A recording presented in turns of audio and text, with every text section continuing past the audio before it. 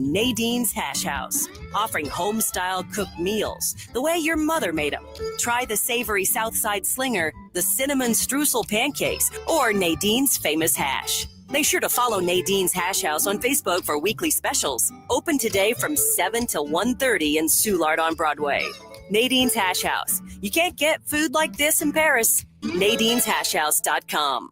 Tony Colombo here, reminding you to visit my friends at Bluff City Outdoors in Alton before your next trip into the great outdoors. For decades, Bluff City Outdoors has covered all the needs for area fishermen, and they'll always have all the best bait, tackle, and gear for your next trip on the water.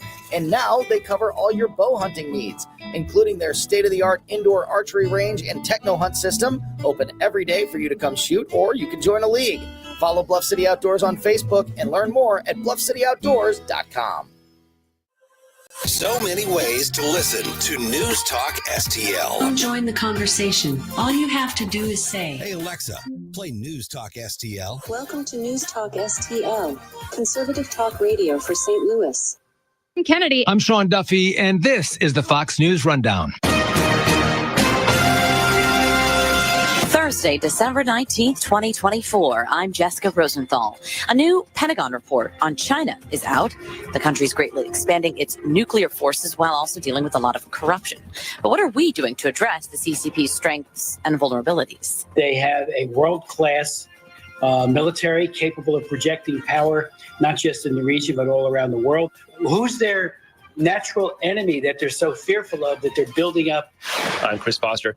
Millions of Americans will be making more money in a couple of weeks with higher minimum wage laws kicking in January 1st. Part of it has to be what it is you do. And the way you help people get to a livable wage ultimately is not by trying to raise the minimum of what they do now. It's trying to raise their opportunities in the economy and their skill levels so that they become more productive and they can earn that livable wage. We're talking to Fox Business Big Money Show co-host Brian Brenberg.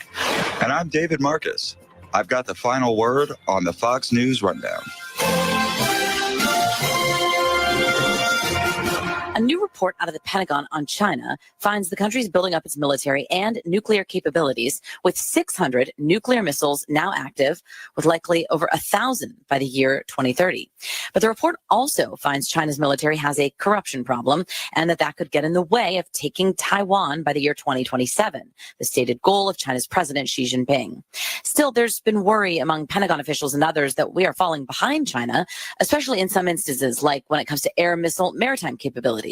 We are losing pace. Admiral Samuel Paparo told the Reagan National Defense Forum last week that we've made some great gains. He mentioned the new well-funded Defense Innovation Unit, the Joint Fires Network, which is a new battle management system that connects our military branches, our alliances and partnerships with Australia, the UK, Japan, and South Korea.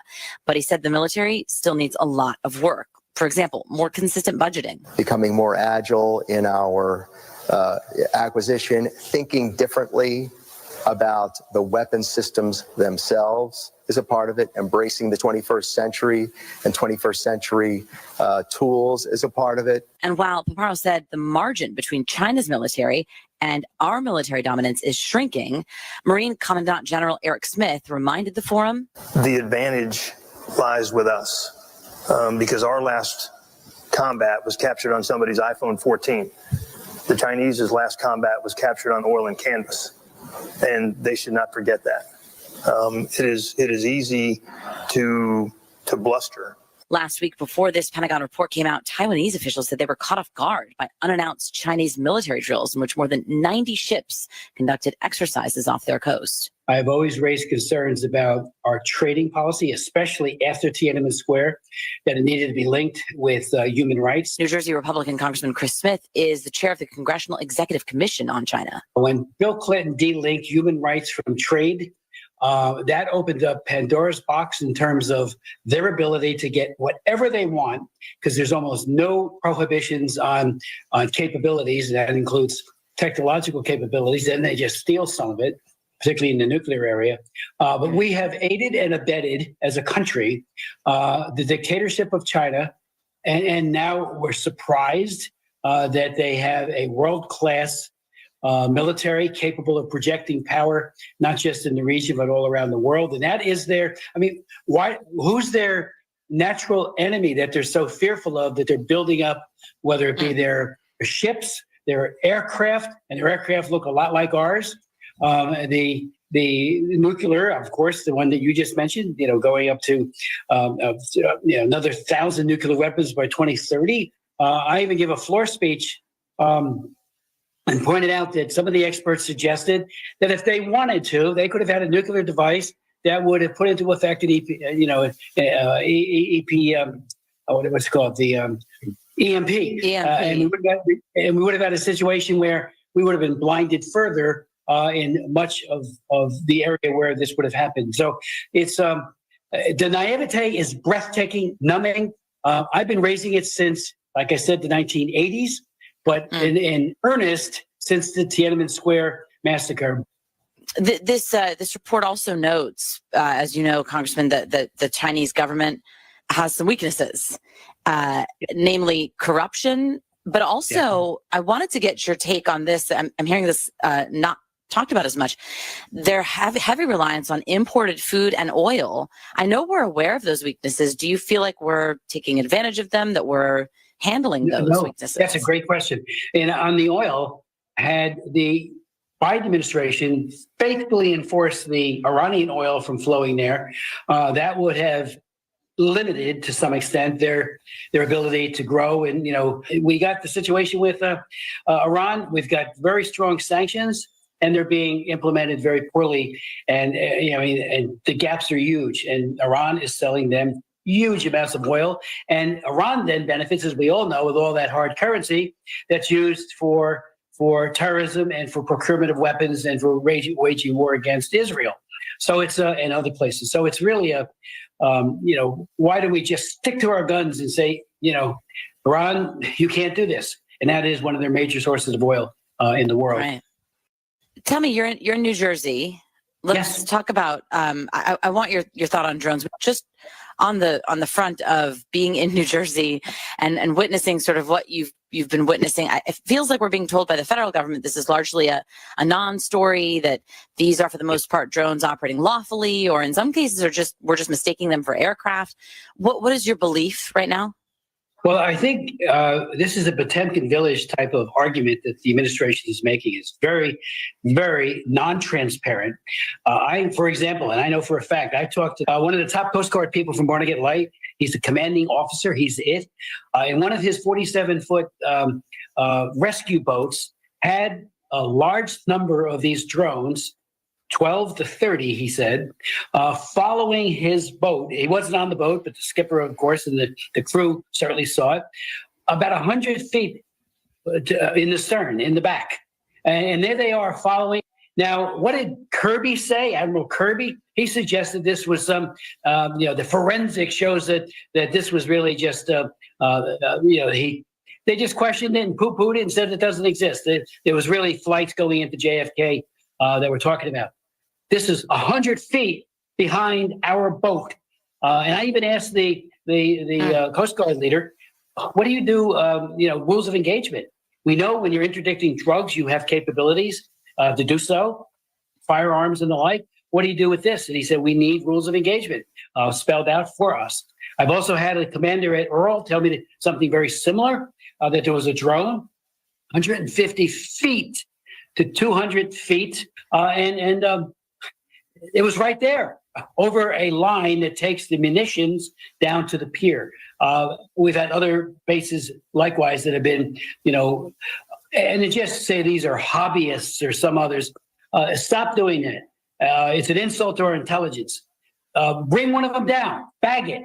Why not? There's nobody in it.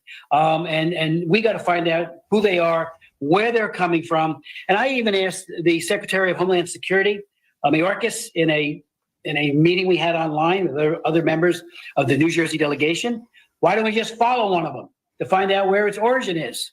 Well, if we can't, because they're so good at evasive, it suggests that it could be a superpower, a nation state that's doing this, because that capability is very real. If it's stealth or something, some guy working out of his garage is not going to have that capability. Wow. We're hearing also that 90% of the U.S. commercial drone market is held by one Chinese company, DJI Technology.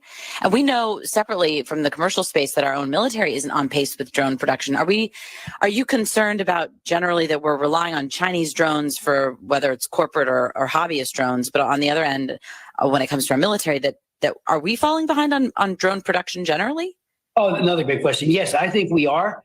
I think there's been a lack of commitment when the FBI, and this isn't DOD, but the FBI said in a hearing, and I was at the hearing of the Homeland Security, chaired by Congressman Pfluger, they said they spent $500,000 on drone mitigation. It was like, wait, you mean million or something? 500,000, $500,000. What kind of program is that? Can't be very good. And the Chinese know, and warfare has been radically altered by drones as well as surveillance. Look what's happening in Ukraine, what's happening in the Middle East. It's missiles and drones, more drones. Why aren't we up to date on that is bewildering. I think a lot of us can tell the difference between like an airplane and something much lower level, to your point. This is kind of China related, but we just heard the Supreme Court will consider arguments over the TikTok law that's taking effect a day before President-elect Trump takes office. This is the bill that forces the Chinese-based company to divest from TikTok, or it will be banned in the U.S. What do you anticipate from the Supreme Court on that front? Well, I'm hoping that they will take into account that when you have a brutal dictatorship under Xi Jinping, run by the Chinese Communist Party, and I don't care that some American somewhere puts his name on the letterhead that this is all being run by China, and you got a situation where they are mining information, they're gleaning all kinds of information about Americans. It is a very, very powerful venue for disinformation. And if the balloon ever goes up with a war, the capability to infect people with a lot of misinformation is very real. We already have that with the internet anyway, but to have it through a money raising or money generating group like TikTok is crazy on our part. And some of the stuff that goes on there, just from the morals point of view, is highly questionable, and they don't do the same thing in their own country, China, that is. So I hope the Supreme Court absolutely says, this law, which was passed, by the Congress, we ought to take this up. They ought to take it up and rule in our favor. Before I let you go, let me ask you about something completely different. Your autism bill. Yes. I was reading through some of the language here. You note that you're getting new funding to address autism. That this bill provides a quote, a professional bypass budget to provide the autism community with a comprehensive budget highlighting priority research areas. What does that mean? And at the end of the day, are kids with autism what are they getting that they didn't get before if your bill were to become law? Well, they will get enhanced services, and the idea of making sure that the money is there, available, and being used wisely is embedded in the bill. One of the things we did earlier on, because I've written 4 laws and 1 amendment that became law in the year 2000, but 4 laws since. We call them the Autism Cares laws, and each of them try to take it to the next level in terms of funding and mission.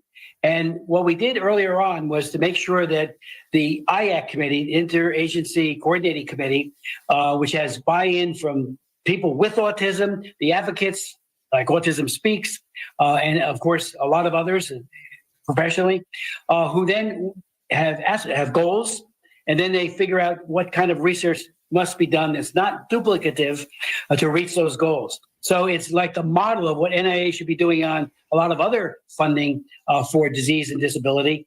But this one is it. And it's a very fine model. And we're striving to do early intervention. The average age of a child being diagnosed is still 4 years old. And we can do it now through modern techniques at 18 months. So the earlier the intervention, the better. We see whether it's folks on the spectrum or those that are profoundly autistic, which is about 27% or so of the number of autism in the United States. They need help as never before. It is getting worse. It's not just better reporting, and where environmental factors are contributing. There's all kinds of contributors, but early intervention is one of the best. It's very prevalent, and there's much more we can be doing. The breakthroughs will come. All right. Congressman Smith, thank you so much for joining us. Appreciate your time. Oh, thank you, Jessica. This is News Talk STL at 1019, 94.1 and newstalkstl.com.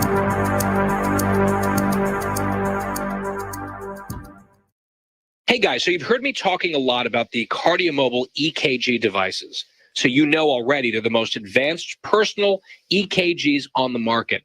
And now these amazing devices are at their lowest prices of the year, but only for a couple more weeks. I can't think of a better gift to give to a loved one. I mentioned that my dad has one. He loves it. Than the gift of managing their heart health. On the go, between doctor's visits, even while traveling. These things let you take a medical-grade EKG in just 30 seconds, right on your phone, and now you can get one, listen to this, for just $69. They can even detect AFib, which is a leading cause of stroke. I'm telling you, these prices are not going to last. $69 for the best-selling KardioMobile device. There's no better gift for yourself or a loved one. And at this price, there's no better time than right now. Go to Kardia.com, KARDIA.com, or Amazon, and order your KardioMobile today. Sponsored by AliveCor. Do you have over $10,000 in credit card debt? The stress from excessive credit card debt can ruin your life. Collection calls, sleepless nights. If you're feeling the financial impact with unprecedented economic challenges, DebtBlue is here for you. DebtBlue uses secret programs that most credit card companies won't tell you about. They'll help you consolidate or settle your debts for a fraction of what you owe. With DebtBlue's Success Guarantee, you pay nothing unless your debt is reduced or completely resolved. There's no risk. The more you owe, the more DebtBlue can save you. See how easy it is to get started with free information. Let DebtBlue show you how 10 minutes could save you thousands. Call now. 800-200-6895. That's 800-200-6895. I'm just living sky high right now. I'm very thankful for it. And the team at DebtBlue are phenomenal. They're able to work with you. They're great. Call for your free debt resolution information now. 800-200-6895. 800-200-6895. Danny Define here, host of the all-new show, The Next Gen, with me, Danny Define. We're going to cover all the hard-hitting topics on this show. National headlines and things happening right here in St. Louis. Next Gen with Danny Define. Sunday nights at 8. Right here on News Talk STL. When you're approaching retirement, there are a lot of questions to answer. Do you have enough money to fund your income for life? How should you claim Social Security? And what's your plan for health care and long-term care? Hi, I'm Eric Robert, Director of Investments with the ClearPath Wealth Management Group at Stifel and host of On the Money Saturday mornings at 9 on News Talk STL 1019. Don't leave your retirement to chance. It's crucial to understand and address relevant risks before you retire. Our team can help you get organized, guide you through critical retirement decisions, and create an investment portfolio designed around your needs. To schedule your free retirement plan consultation, go to clearpathinvesting.com. That's clearpathinvesting.com, or call us at 636-695-2650. That's clearpathinvesting.com or 636-695-2650. Stifel Nicholas and Company Incorporated, member SIPC and NYSE. The Vic Porcelli Show. The one and only Karen Catalina. That's not always a bad thing, not to be a mensch. Oh. Sometimes you're a little bit of a rabble-rouser. It depends. Yeah, you are a mensch. You're a mensch, but, you know. I think it could be because he's a mensch. Because I'm a mensch, okay? You know, 2 Jews, 3 opinions. It depends. All right. So a mensch is a gentleman, to be a gentleman. That's me, then. Come on. Yeah, that's him, Karen. Vic Porcelli, live and local, weekday mornings at 9 on News Talk STL. I've got a way for you to really dress up your home, and only one guy I'd trust to do it. Michael Proctor, like doctor. Michael will personally examine which drapes, blinds, or shutters will complement your home.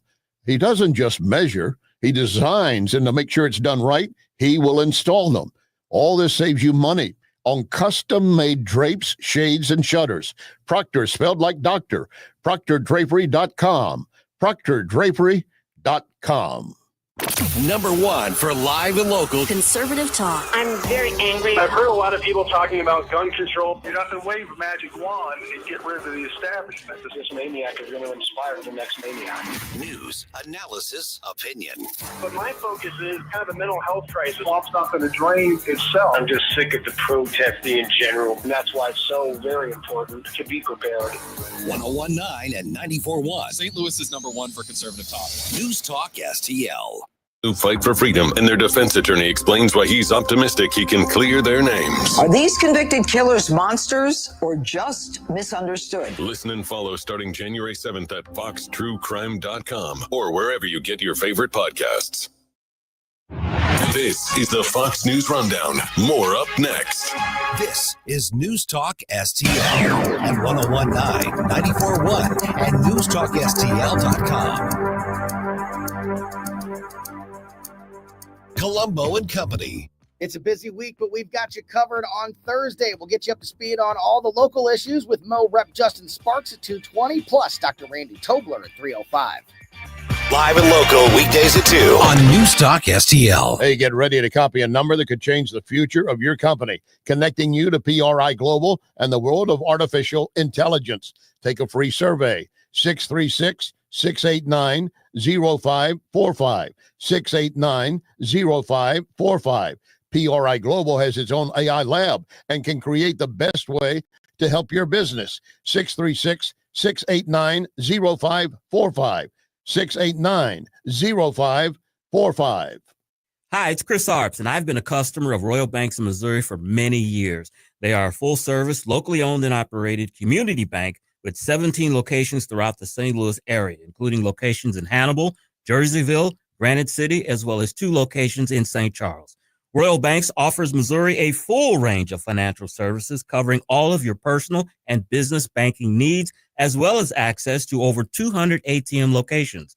Royal Banks of Missouri also offers convenient interactive teller machines that will connect you with a banker virtually and in real time, available at all their branch locations, and those are open weekdays from 8 to 7 p.m. and 9 a.m. to 2 p.m. on Saturdays. Plus, given today's headlines in the overall banking industry, it is reassuring to know Royal Banks Missouri has the highest financial ratings in St. Louis for stability and strength.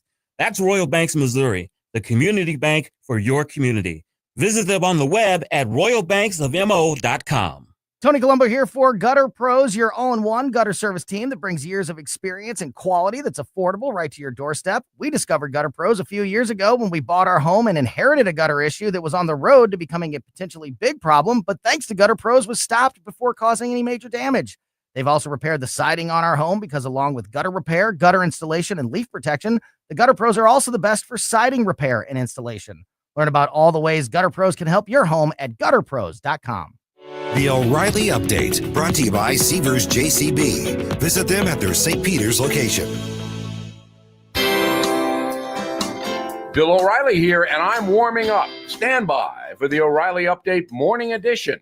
But first, if you own a vehicle with less than 200,000 miles, listen up.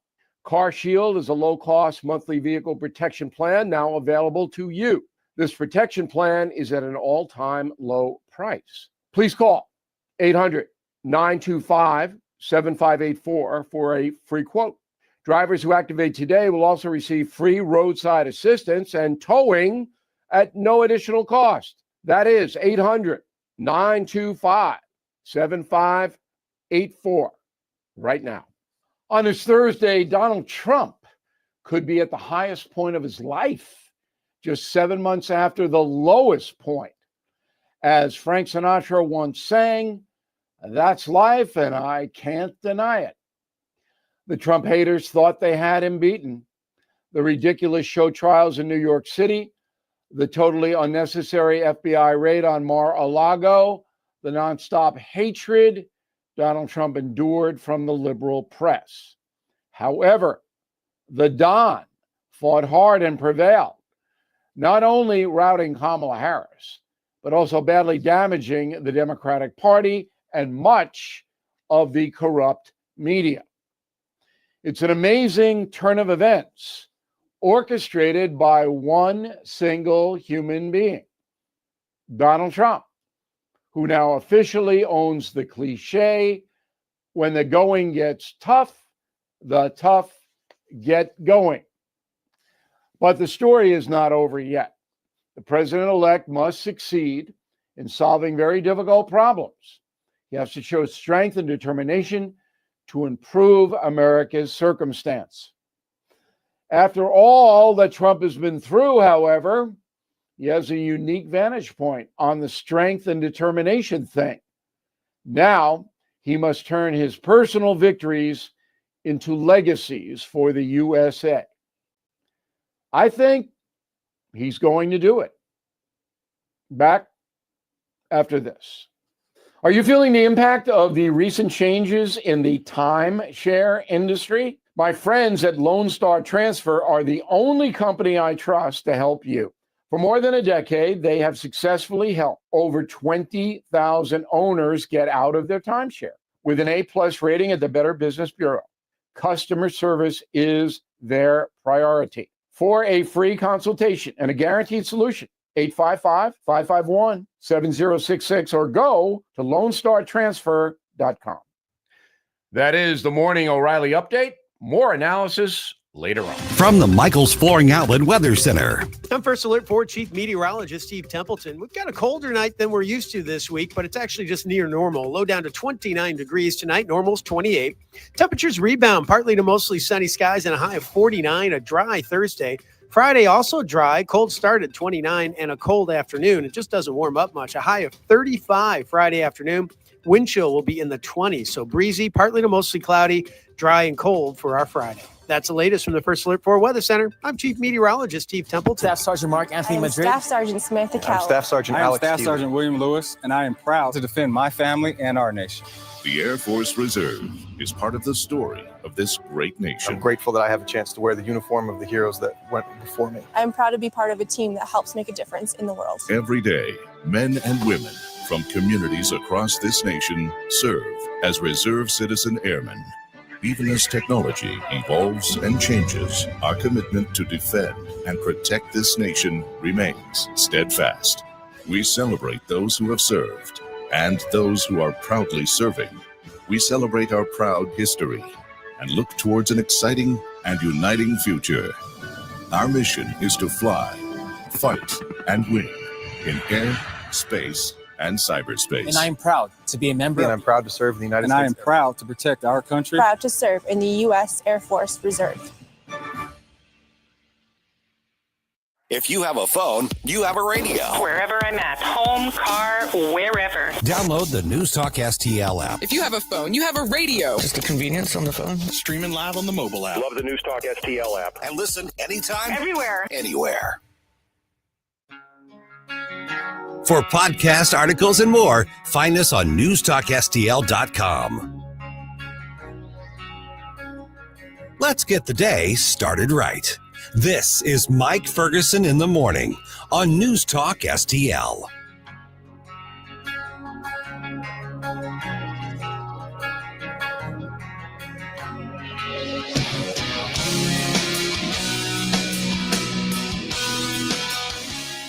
Okay, we've heard the phrase, and it's become kind of cliche lately, go woke, go broke. But there are some companies that are just way too big for that, right? I mean, they can do whatever they want. They can be as left-wing, they can be as woke, they can be as perverted as they want. They're just too big. Not even the market's going to bring them back to common sense. Well, we used to think that with Disney, but it looks like even Disney now is getting the message, and they are at least pulling back from some of the extremist, perverted crap that they've been wanting to put in their storylines. I find this really interesting. We're going to talk about this just ahead. Hey, good morning. Mike Ferguson here. Thanks for making News Talk STL part of this Thursday morning, like I appreciate that every day. Soon-to-be Congressman Bob Onder has a big task in front of him as he heads to Washington here in just another week and a half or so. And he was on with us yesterday, giving us a preview of what he expects to deal with, how Republicans should be leading, and how his committee assignments in particular will allow him to sort of amplify our conservative voices. A lot of good material here. Here's what Bob had to say. I got to tell you, you got your first committee assignments those are pretty good assignments right here. Kind of give me an overview of how you want to use those to kind of get that on your agenda, move forward in Congress. And then I want to get into the spending mess that you're about to inherit, regardless of what they do here by the end of the week. Yeah, good morning. It's great to be back. Yes, my committee assignments were announced, I believe, yesterday or the day before, I guess Monday. And I will be serving on the House Judiciary Committee with a lot of great folks like Jim Jordan and Chip Roy. I'll be serving on the Education and Workforce Committee with a lot of great people like my good friend Eric Burleson from Southwest Missouri. And these are really important committees that deal with some of the biggest challenges that face our country and that threaten our republic. The judiciary has jurisdiction over the administrative state, the deep state, the federal government surveillance of its own citizens, the weaponization of government against President Biden's political enemies, and most importantly, immigration, something I've been working on since I was in the Missouri House back in 2007. And then, of course, Education and Workforce has jurisdiction over elementary, secondary, and higher education. So issues like critical race theory and the gender indoctrination of our kids, protecting women's sports, fighting back against anti-Semitism on campus. These are all jurisdiction of committees that I will be serving on. Good morning, Bob. Gabe Pfeiffer here. So you're as much of a fiscal hawk as the rest of us here in this room. Yeah. How do you plan on incorporating the recommendations from DOGE into your committee assignments? I knew Gabe was going to do the DOGE question. Yes. DOGE is my favorite committee. Did you order the T-shirt yet? Not yet. Okay, I'm waiting for the best version of the DOGE T-shirt, so then I can go full decked out. Yeah, there you go, Bob. Sorry, Bob. Go ahead.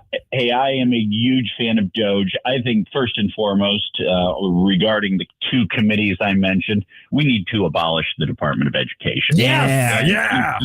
And I am so sick of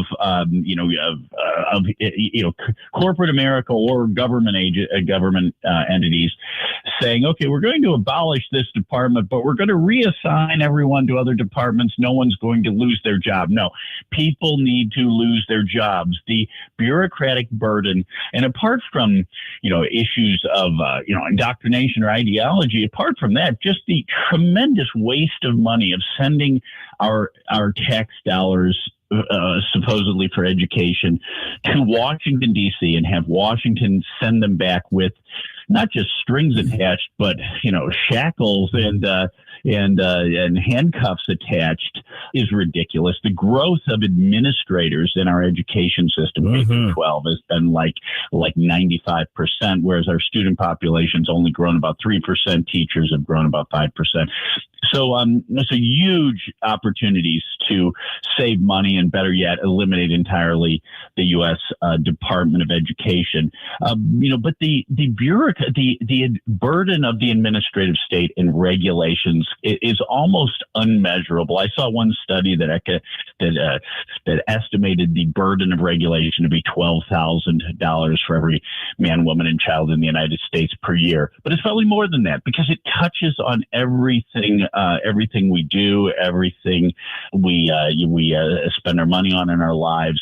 So we need to implement a lot of DOGE regulations. The federal government is just bloated beyond control, and the continuing resolution yesterday, I don't believe was a step in the right direction.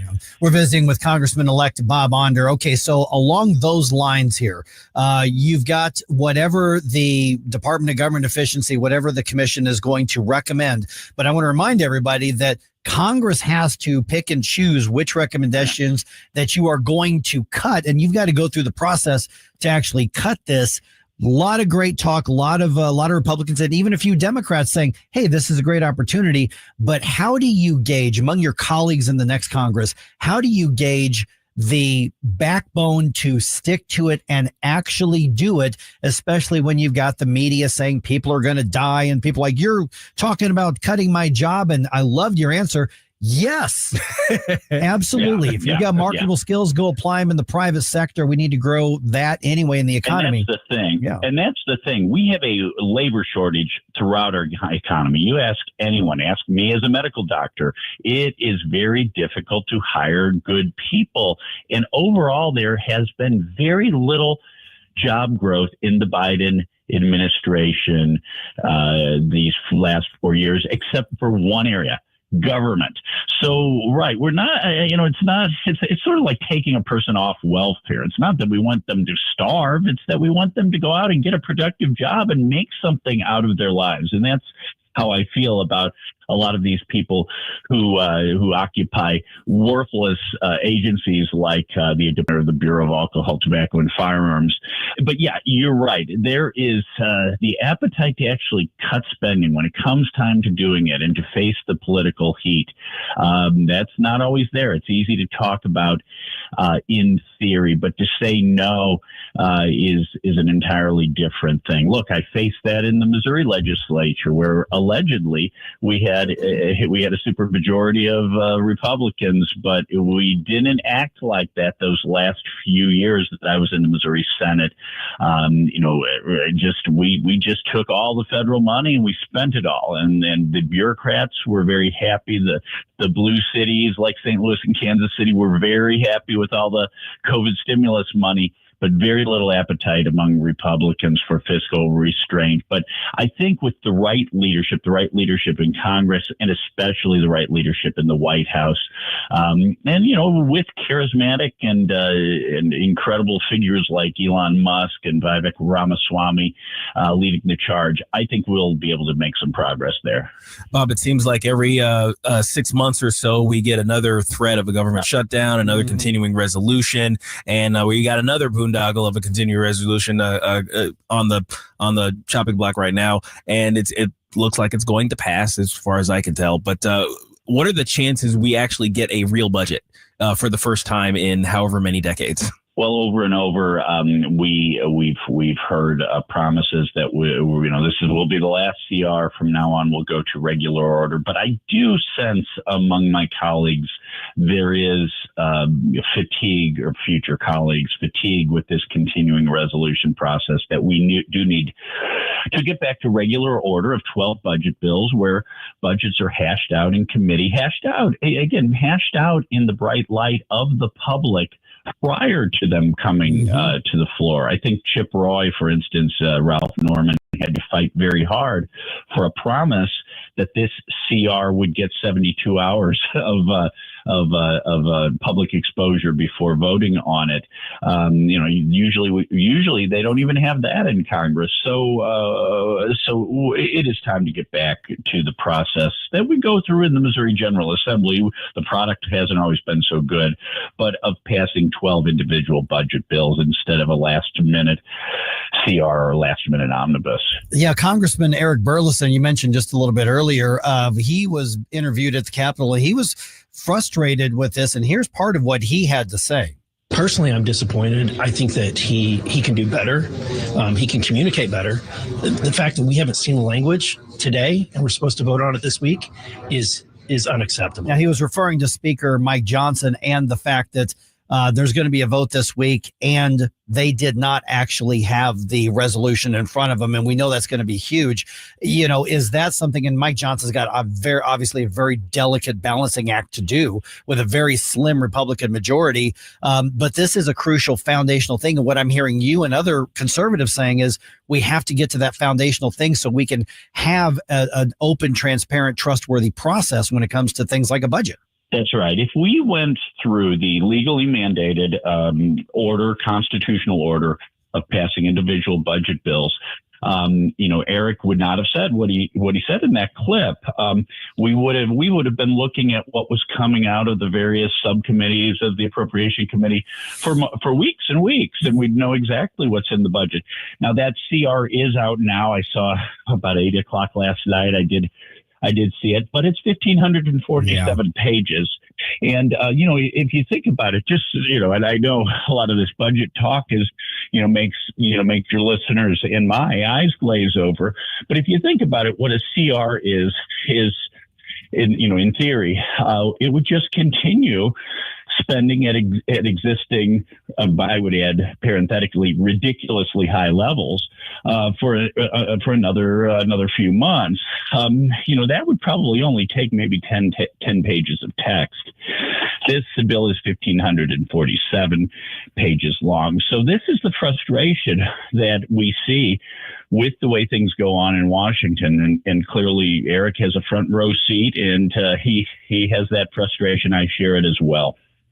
Speaking of these 1,500 page bills and whatnot, who writes them? Because it's one thing to be able to read these things, but somebody had to take the time to actually write these bills. And I don't think it's the lawmakers who are presenting them.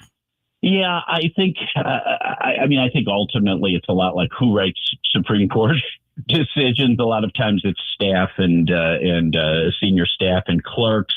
But who has the power over what's in them? A lot of times it ends up being just senior leadership, and unfortunately, with negotiations between Republicans and Democrats.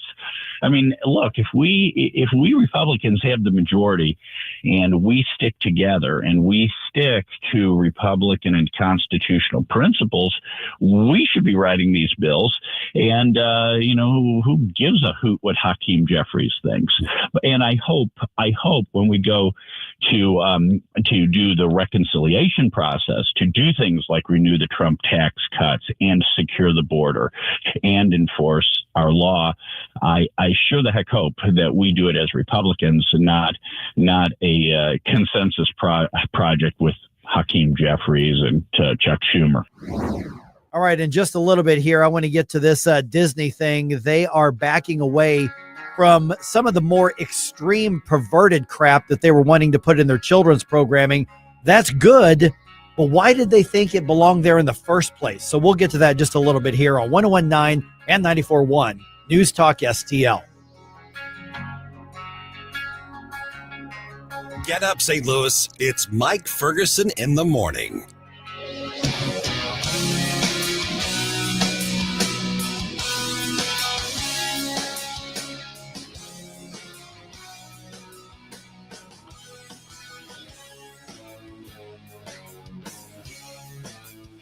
The information I need on the drive to work. Mike Ferguson in the morning. I keep it on throughout the day, whether it's local, national, or something big that's happening overseas. News, analysis, and opinion. St. Louis is #1 for conservative talk. News Talk STL.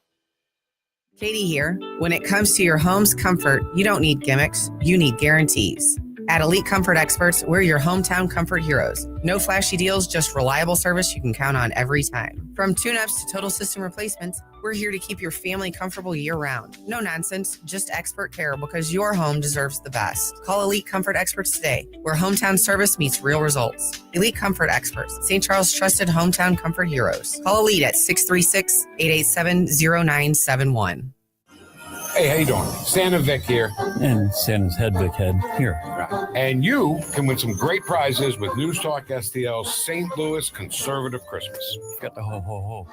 You forgot the ho-ho-ho. Oh! No, ho-ho. Oh! A St. Louis Conservative Christmas. Log on to newstalkstl.com for your chance to win. Brought to you by Woods and Stonefire, Tropical World Pets, El Morelia Supermercado, and Metro Shooting Supplies. Oh!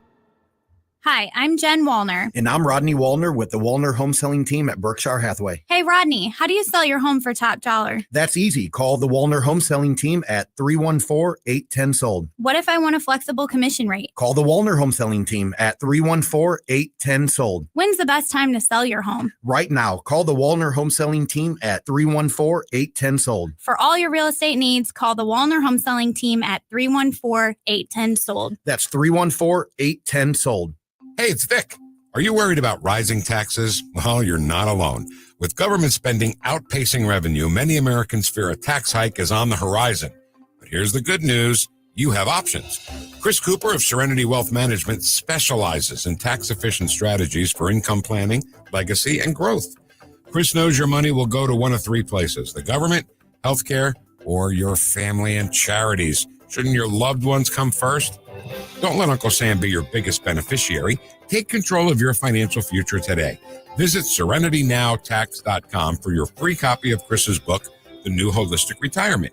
Serenity Wealth Management, because you deserve peace of mind in retirement. Request your free book today at serenitynowtax.com. That's serenitynowtax.com to get your free copy of the new holistic retirement. That's serenitynowtax.com. Serenity Now with Chris Cooper. Investment advice offered through Fortis Capital Advisors. You can't buy a best friend. You can love them, walk them, pet them, and care for them, whether they want you to or not. You can take a picture or 50. You can fly to the moon, travel the world, or just stay in bed. You can't buy a best friend like that, but you can adopt one. There are millions of pets waiting for a best friend just like you. Help us save them all at bestfriends.org. I think we should be able to have a civil conversation. The news and talk that matters to St. Louis. This conversation has completely made me crazy. This is complete insanity. News Talk STL.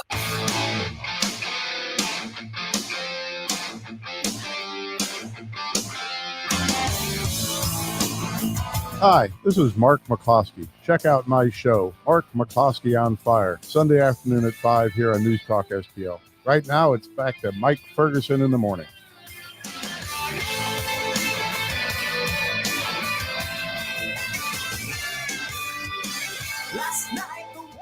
Guess what, guys? What's that? I might get my Christmas present. Really? I might get my government shut down for Christmas. Oh, yeah, that's right. That's true. Me too. Merry It could Christmas, happen. everyone. It could happen. It could happen. Special Peace on wrapping Earth. and everything. Oh, my goodness. Peace All right. on Earth. We get that Goodwill here. to them. That's right. All right. Don't forget News Talk STL's app. We're really, really, really hoping you download that. We've got some upgrades coming to it in 2025. A lot more features. Still going to be free, but you can take us anywhere. As a matter of fact, I had one of my baseball buddies last night at practice tell me he listens on. He's in 101.9 territory. Mm-hmm. It's funny because another friend was telling me he's in 94.1 territory. And he said, yeah, but I work down in this area and it's just outside of our listing area. And I just told him, I said, man, download the app. Yep. Take us anywhere. Just do the it's free because he's literally just like, he's not in the St. Louis region, but he's working just outside of it. So I'm like, take the app, man. Just do Absolutely. that. Okay. So apparently the continuing resolution apparently loaded with big, stupid spending right before Congress's Christmas break going down in flames. Mm-hmm. Yes. Like massive flames. Right. And In a way we've never seen before. We've Yes. never seen something like this before. So let me start with the apocalyptic stuff you're going to hear on the news. Okay. The deadline to keep the federal government open is tomorrow. Oh, cool. Now we've Sorry. been here before. Yeah. Yeah. Oh, cool. Yeah. So we've been here before. Mhm. We've seen it. Don't get your hopes up too much. But now we're going to see the situation where everybody's like, the world's going to end. Mm-hmm. Where the world's not going to end. Where we're going to tune out of the federal government for Christmas anyway. So this is, obviously it doesn't matter to Joe Biden. He's a lame duck. He's out of office in a matter of weeks anyway. But Democrats are going to go try to pin it on Republicans, and Republicans were the ones that tanked the bill. And so what we need to do is overcome the media scourge and say, yeah, they should have, because you're getting examples all over the place of people who are digging through the bill. And don't just go to the social media influencer types, because they may or may not be right. Go to Nancy Mace, go to Thomas Massey, go to a variety of different lawmakers who are saying, we were digging through this 1,500 page thing that we just got and we're supposed to vote on within 48 hours. Hey, we found this. Hey, we found that. Dick Durbin, was asked, why is Congress getting a 40% raise? And he looked at the reporter and went, that's news to me. They're like, it's in the bill. It's in there. Hey, looky there. And then he goes, well, we haven't had a raise in a while. Wow. It goes from 174,000 to 243,000. That's a pretty hefty little raise. Pretty hefty. Well, the economy's thousand. The economy's doing so great, and workers all over are doing. And we have to adjust for inflation. Yeah. But you know who else this looks bad for? Who? This is a big hit to Mike Johnson. Oh yeah. Speaker of the House. Oh, absolutely. 'Cause Yes. he pushed this. He negotiated it. Right. He basically had a political mutiny on the Republican side, and good. Now, I mean, don't get me wrong. I like Mike Johnson. Sure. Okay. But when you've got, I think Congress members like Eric Burleson from Missouri, laid it out very, very well. They're like, just no, because of this garbage spending. And I've got dueling sound bites in the news dump here in a little bit. So there's a good chance that some parts of the federal government are going to shut down, but then they're going to go reopen it later. And then they're going to like give all the workers back pay when they didn't work, and they may not have been going to work anyway, but there could be some chaos. And, I've already seen some media in the headlines actually say, Donald Trump causes government shutdown. I'm like, y'all know he's not president yet, right? Well, I'm like, that was a nice press conference he had a couple days ago. Yeah, it's like he's literally not the president right now. Yeah, just saying. I think the problem is no one thinks that there is a president, so they're going to pick the guy who's talking the most. That's probably true. That's a good way to put it. Were you talking about Trump or Elon Musk? I mean, yeah. Well, there's also that aspect of it too, because basically what happened was that there was the CR bill came to light, and Doge spoke. Yeah. Elon, the people or the Congress said, "Hey, let's pass this bill," and Elon said, "No." That's basically it. Yeah, that's basically it. And of course, there's some people now starting to say, and this was very, very predictable.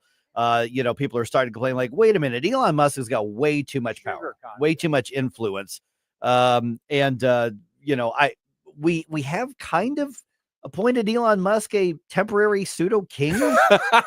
Well, I think a little bit. I think it's more like Elon is kind of the voice of the rest of us in this weird time right now. And I think maybe what happened was the standard government procedure was going, and they just said, okay, business as usual. Let's negotiate. Let's do the thing. Get all your pork in. We're just going to pass this and move on, because the government has to keep running. Everybody was kind of working under the same assumptions. And Elon said, hey guys, by the way, all these people here, they said they don't like this bull crap. Yeah. Here, people, look at the bull crap. And the people, So Elon's like, see? He's Festivus for the rest of us. He's Festivus he's basically the speaker for all of the national grievances of America. I would, so you could say the people speaker, but that title's already taken by Tim Jones. That's true. That's true. That's Elon can't have that. That's a good point. Yes, that's every day from 4 o'clock to 6 o'clock here on News Talk STL. There have been 10 government shutdowns in history. You know how many people have died from government shutdowns? Ooh, how many? 0. Oh yeah. So again, all I want for Christmas is my government shutdown. That's all I want. Please, Santa. Please.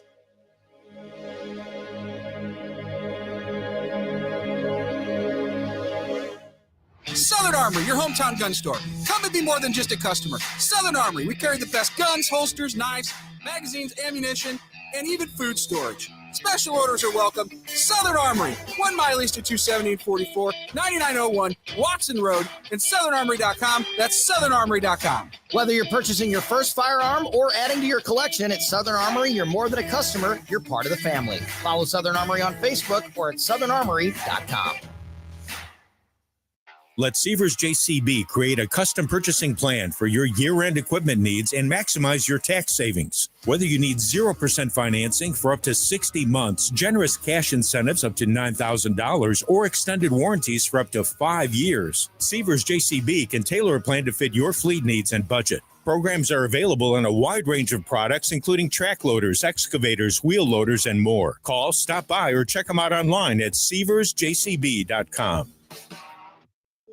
News Talk STL is proud to have Doug Voss of Safe Money Radio as part of our lineup each week. Doug has been a staple on the Sabos radio airways for many years as one of the leading financial experts in the area. You can now hear Doug and Safe Money Radio 3 times every week yet on News Talk STL. But in case you miss anything, you can check it all out at DougVossSafeMoneyRadio.com. What else do our listeners need to know, Doug? Simply put, I focus on helping pre-retirees and retirees build, preserve, and protect retirement assets, and I've been helping my clients solve their insurance and financial needs for the past 33 years. I also strive to educate my clients on how to prepare for retirement, minimize the impact of market volatility on their assets, and deal with the challenges of increased longevity. Call me today at 844-676-SAFE. That's 844-676-7233. Doug Voss is a registered representative. Securities offered through DHL Securities, LLLP. Member FINRA and SIPC.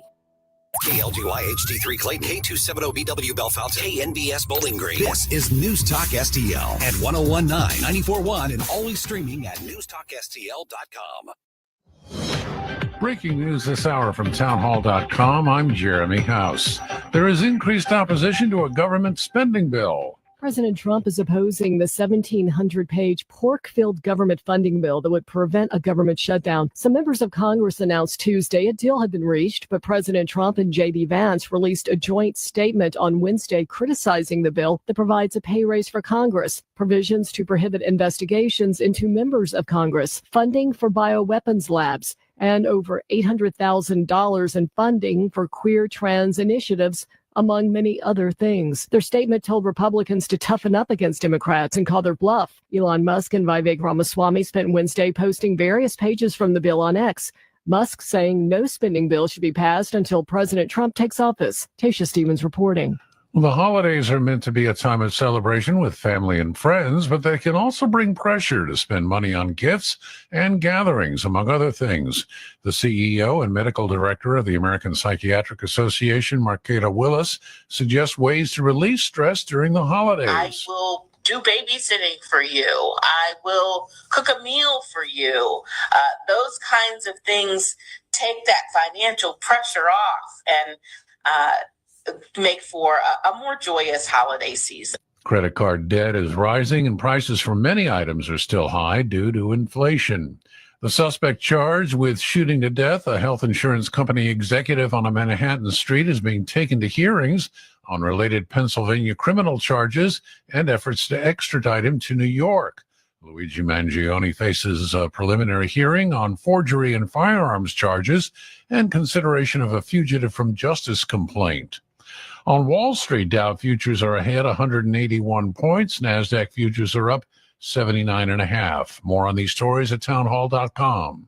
Right now, with an important alert, home title fraud is one of the fastest growing white-collar crimes in the country. Criminals can make millions on your house without you even knowing it. Michael, you were one of those criminals? Yeah, that's right. I was responsible for about $16 million in equity theft and title fraud. Wow. And to be honest, it was easy to do. It's just paperwork. So by the time you find out what's happening, the equity in your home is already gone. So how do you keep your property and equity safe? For more, here's Action News reporter Ron Stevens. Well, Monica, an in-depth investigation found there's actually just one company that prevents this type of crime from happening: Equity Protect. Equity Protect scans, monitors, alerts, and most importantly, protects you from any attempts to tamper with or steal your home equity and ownership 24 hours a day. Other companies merely monitor. Equity Protect stops the crime from happening. Find out if you're already a victim or take a free risk assessment today at equityprotect.com. That's equityprotect.com. From the Michael's Flooring Outlet Weather Center. After a chilly start, we've got a decent warm-up for you today, up to 49 degrees this afternoon, under mostly sunny to partly cloudy skies. But tonight, a cold front swings through, brings a shot of colder air along with it. 28 for the low Friday morning, but only climbing to 35 tomorrow afternoon. And with a stiff northwest wind chills in the teens tomorrow morning and 20s tomorrow afternoon. We'll keep it dry, though, all the way through the weekend. That's your First Alert forecast. I'm meteorologist Matt Shane. This hour of News Talk STL is brought to you by Stifel, serving investors for over 130 years. Contact your Stifel financial advisor at stifel.com. That's STIFEL.com. Hey, firearms enthusiast, looking for a family and veteran-owned shop with a wide selection of products and services? Head to DG Firearms, 115 Business Highway 61 North in Bowling Green. DG Firearms has been your one-stop shop for custom ARs, Cerakoting, laser engraving, gunsmithing, suppressors, ammo, and reloading supplies. DG Firearms, 115 Business Highway 61 North in Bowling Green, and online at dgfirearmsllc.com. Hi, Kirk Hilsinger here, and I'm the new chairman of the St. Louis Republican Central Committee. I invite you to our meetings that take place the first Thursday of every month at 3710 Hampton Avenue. You can stay connected with us to learn more about how you can get involved, make your voice heard, and contribute to our shared goals. Together, we can make a difference in the city of St. Louis and the state of Missouri. For more info, visit our new website at stl-gop.com. That's stl-gop.com. Paid for by St. Louis City Republican PAC. Curtis Farber, Treasurer. Conservative talk for St. Louis. It's your patriotic right and duty. The government needs to step up and do its job. This is News Talk STL. It's well-balanced conversation. News, analysis, opinion. Mike Ferguson. It's a miracle we're not in prison. Gabe Pfeiffer. Are you kidding me? Get up! Get up! In case you hear the alarm. Get up, St. Louis. Yeah, it's kind of a thing. Mike Ferguson in the morning on News Talk STL. Get up! Get up! This is your cousin. Good morning to the people of St. Louis.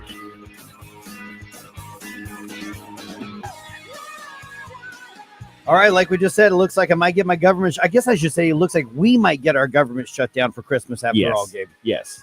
Were you wishing for that too, still? Oh, indeed. Okay. Oh, yes, yeah. this entire room is included. Oh, yeah. And as Gabe said earlier, we've gone through this before. Mhm. Nobody died. No. You know, there was nothing serious that happened, but it could be a fun little ride for a few days. Oh, yeah. I mean, it was most consequential for government workers, and that's pretty much it. And I don't care about most of them. Exactly. Most of them are redundant and useless anyway. Well, it turns out that right now we're finding out that most of them aren't even showing to work. No, Like, showing up to work. 1% showing up live in the office. My gosh, that's crazy. This is literally, a welfare program, by another name. I mean, Mhm. this Oh, absolutely. is like, as a matter of fact, there are some cities where the primary employer is the federal government. Yes, I've seen this. And literally you hear people say, well, what's going to happen to our economy? Well, build a free market economy. Do something usefeful. Yeah. instead of, sucking off the teat of government and making the rest of us pay. Yeah. That's, oh, geez. All right. Also, who asked a St. Louis County prosecuting attorney to find dirt on a Republican candidate? This is kind of a bombshell thing that came out this week in some of the discussions about the county prosecutor's position.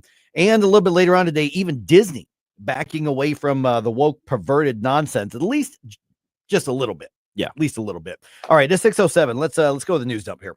The morning news dump. Are you joking? Is this a joke? Listen, folks. The morning news dump. All right, now there's talk underway of trying to get a thinned down, cleaner, continuing resolution to fund the government, the federal government. House Minority Leader Hakeem Jeffries, you know what he says? He says Republicans are going to pay for this. Oh, got it? Am I up? Yes. All right, here we go. House Republicans will now own any harm that is visited upon the American people that results from a government shutdown or worse. Can I just go ahead and point out here before I get to my next soundbite that, okay, somebody show me the harm to the American people that's going to happen. Seriously. Yes, exactly. Please do that. I remember the Obama administration. I'm going to bring this up every time because I think it's very indicative of the way they operate. I remember the Obama administration going out of their way to try and make us feel the effects of a government shutdown by initiating deliberate efforts to prevent us from accessing free things. Right. It's like, the national park is closed today. Exactly. They brought out concrete barriers to block a public road into public land, just so they could say, well, since people are furloughed, you can't access the woods. All right, you're going to be surprised to hear this. Senator Josh Hawley was on Hannity last night on Fox. What? No, he was. Can you? Wow, how did he score that gig? But he has a different take on the bill that fell through than Hakeem Jeffries. It is a total travesty. This has got to change, Sean. I mean, we cannot go on like this. And I hope that Republican leadership gets the message here, the message of this election, which is that people want change. They don't want this garbage. So apparently by Saturday, parts of the federal government will shut down if there's not another. Again, bring it on. Do it. Oh, yeah. You say there's going to be a massive calamity. Prove it. All right. Okay, we're going to get into this a little bit later on today here. A St. Louis County judge now will decide whether Governor Mike Parson or County Executive Sam Page, along with County Council, will be the ones to select the new county prosecutor. So arguments were heard in court on Wednesday. The governor says he's appointing Melissa Price Smith, who is a prosecutor in the office now and has been for like 20 years, to that role when Wesley Bell is sworn into Congress. Sam Page was going to appoint Court Van Ostren, but the county council has already said they will not confirm him, even if the judge rules in Sam Page's favor. So if the judge rules in Sam Page's favor and says, yes, you get to appoint, the county council gets to confirm per the county charter, it's going to have to be somebody other than Court Van Ostren, because the county council has already said, no, we're not doing it. Okay. At least 5 of the county council have already put a vote on record saying, no, not him. So Sam Page would have to start from scratch if he gets to do that. Some people in the courtroom yesterday kind of felt like the judge was favoring the governor in this, which would surprise me a little bit. Yeah. But we'll see how it goes. Now, speaking of Melissa Smith, while being questioned by the county council this week, and by the way, if the judge rules for the governor and rules for the state, the county council has no say in this. Right. She will be the appointed prosecutor by the governor. But while she was being questioned by the council this week, she made a surprising statement saying that she was told to use her position in the prosecutor's office to target a Republican candidate for county council. Here's part of that back and forth. I received a phone call from someone on behalf of Dr. Page asking me to find dirt on Mike Archer, Mike Archer. the new council member Okay. who will take his seat in January. I informed the caller that I had never worked with Mike Archer because he had worked in the prosecutor's office. I told them I had no dirt on Mike Archer and that it was my understanding that he quit years before I began. I received a call 2 days later from the same person on behalf of Dr. Page instructing me to try harder. And we never spoke again. Now, these are phone calls going to her office in the county prosecutor's office saying, find dirt on this Republican candidate for county council. And as she mentioned, Mike Archer won. I actually just talked to Mike last week. Last week. I just talked to Mike last week.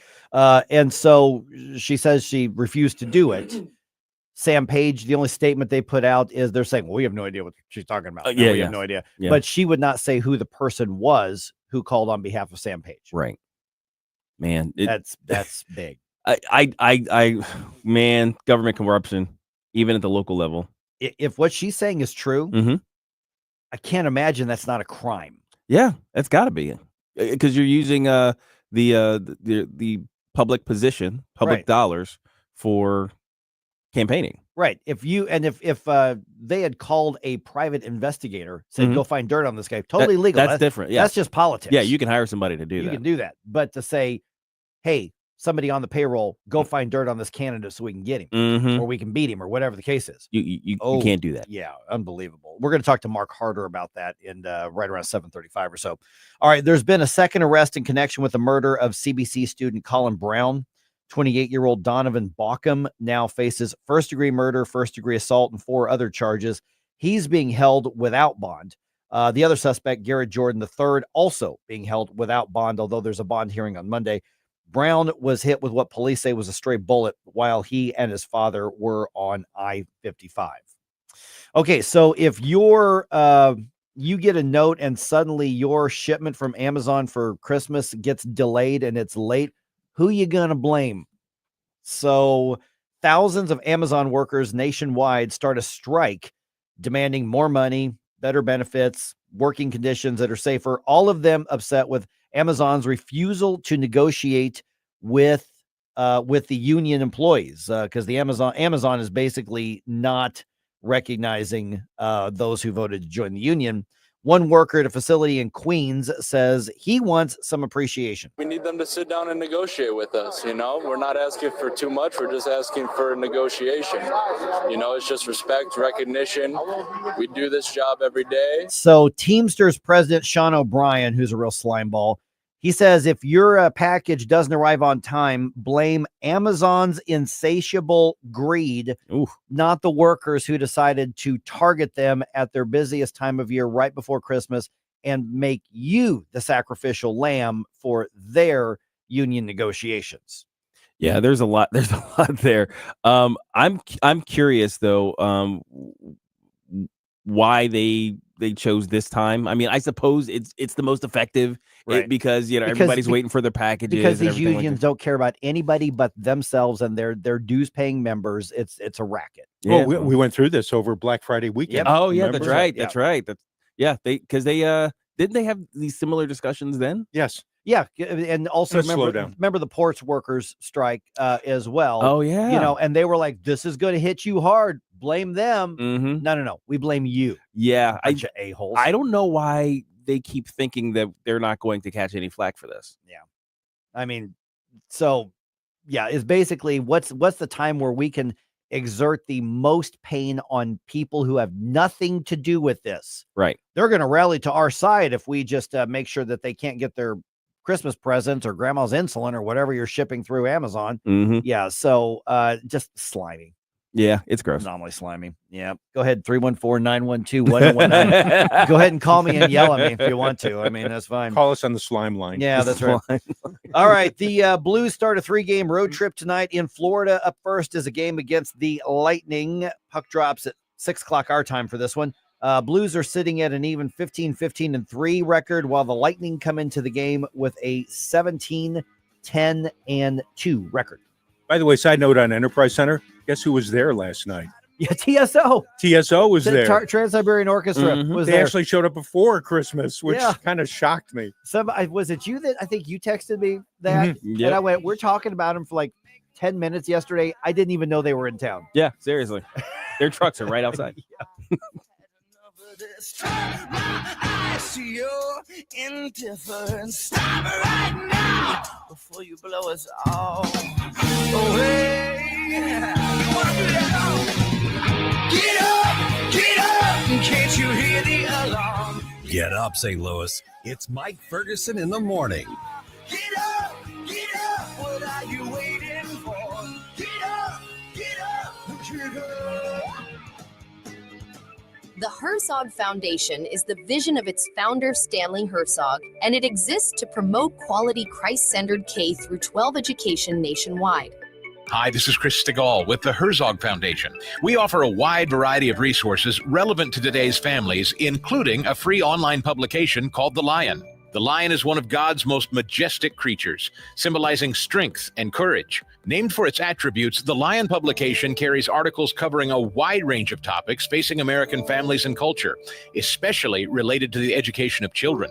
The Lion can be found online at readlion.com. That's READ lion.com. Sign up for The Lion at readlion.com and find dozens of must-read articles published every day. Visit readlion.com and subscribe for the weekly and daily digests so you never miss an article. Readlion.com. That's readlion.com. Dr. Randy Tobler here, and I know that when you're looking for a dentist, you have to make sure you choose a dental practice that's compatible with you and the needs of your family. Well, I'd like to tell you about my dentist, Dr. Dan Cusimano, and his partner, Megan Dwyer, and their team at Advanced Dentistry at St. Charles. The great team at Advanced Dentistry of St. Charles can accommodate all of your cosmetic and restorative needs because their passion is general dentistry. Implants, crowns, bridges, even dentures. That what you need the most is what they'll provide in a personalized, focused way. And they can provide therapeutic and cosmetic options like Botox and dermal fillers. Get to know them and all they have to offer by calling 636-978-0226 or visit them on the web at advanceddentistrynow.com. That's Dr. Daniel Cusimano and Dr. Megan Dwyer at Advanced Dentistry of St. Charles. That's Advanced Dentistry Now, 636-978-0226. Or visit them on the web at advanceddentistrynow.com. This hour of Mike Ferguson in the Morning is brought to you by Stifel. Request a portfolio review from your Stifel financial advisor at stifel.com. That's STIFEL.com.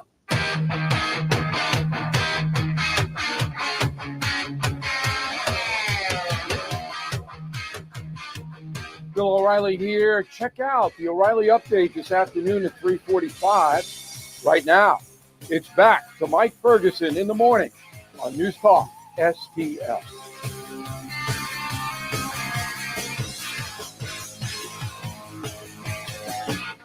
You waiting for a scream? Yep. Okay. You gotta let the song fall in, man. All right, an assistant prosecutor in St. Louis County. I want to follow up on this. We just talked about the news stuff here. Says Sam Page, or somebody working for Sam Page, told her to use her position to help beat a Republican candidate for county council. Yeah. Yeah. No, So- I certainly wouldn't put this past. Oh, Sam no, no, Page no. or anybody in his office. Right. I believe it. I wish she had named names. Yeah, seriously. In public. If you're gonna drop this big bombshell, at least go the full Monty on it, right? Yeah, exactly. 314-912-1019. By the way, speaking of great 80s music like this, that's tomorrow's Flashback Friday. Indeed. Yeah, so get your 80s bump music request in. Some of y'all have been sending in Christmas songs. It's still too early for Christmas music. But somehow we'll mix a few. A few of those are coming. So 80s bump music requests, email Stell or send it to us on social media. And that's tomorrow here. Let's see here, because when is Christmas is what, next Wednesday? Wednesday. Yes, So yes. yeah. So we know. I guess there could be a Flashback Friday next Friday. Sure. No, none of us will be here. Oh yeah, that's right. Oh, yeah. Gabe, you'll be here. I'm hosting, but Yeah. I guess I could load up. I can't remember who's filling in for you, Stell, but I guess All I right. could load them up. I think on it's Jerome. Whatever. You yeah, know what? It might be Jerome Maybe there is, but this might be the last Flashback Friday of the year. of the year. Yeah, absolutely. So no pressure, but make it good. yeah, seriously. If it's bad, it's like everybody else's fault but mine. Yeah, gonna leave a bad taste in your mouth right through to New Year. Do you really want that on your conscience going to 2025? On your conscience With a that's about this time of year. I Yeah. mean, everybody's about to get their break, and we're going to see family and friends, and so the world is falling apart. But Mhm. let's have fun with it. Yeah, please. All right. All right. So Melissa Price Smith is a 20-year prosecutor in the St. Louis County Prosecuting Attorney's Office. That's who Governor Parson wants to appoint to become the new prosecutor once Wesley Bell is sworn into Congress in January. And so what happened was the county council invited both of the selections, Sam Page's and Governor Parson's, which was a smart move on their part, to question them both. Now, Melissa Price Smith did not need to show up. Right. Because if the court rules for Governor Parson and they say he gets to pick, she just gets the job and the county council doesn't have any say in it. Right. Now, I don't personally think that that's the right interpretation of the law. Right. But let's say the court rules with the governor. Well, she's going to be the county prosecutor, whether the county council likes it or not. So she didn't have to show up. So it was actually a very good move for her to do that and show a lot of good faith. Mm-hmm. Now, if the court rules for Sam Page, then he's going to have to go back and find another nominee, because at least 5 of the members of the county council have said, we don't want this guy. No. Right. So I don't know if that means that he's still having a temporary office, because he was given an office to work out of, Seriously. even though he's actually not on the payroll. I think the drapes are on back order. Yeah, which is phenomenally inappropriate, because you're talking about him having access to a lot of privileged information if he's working with the prosecutors already in there.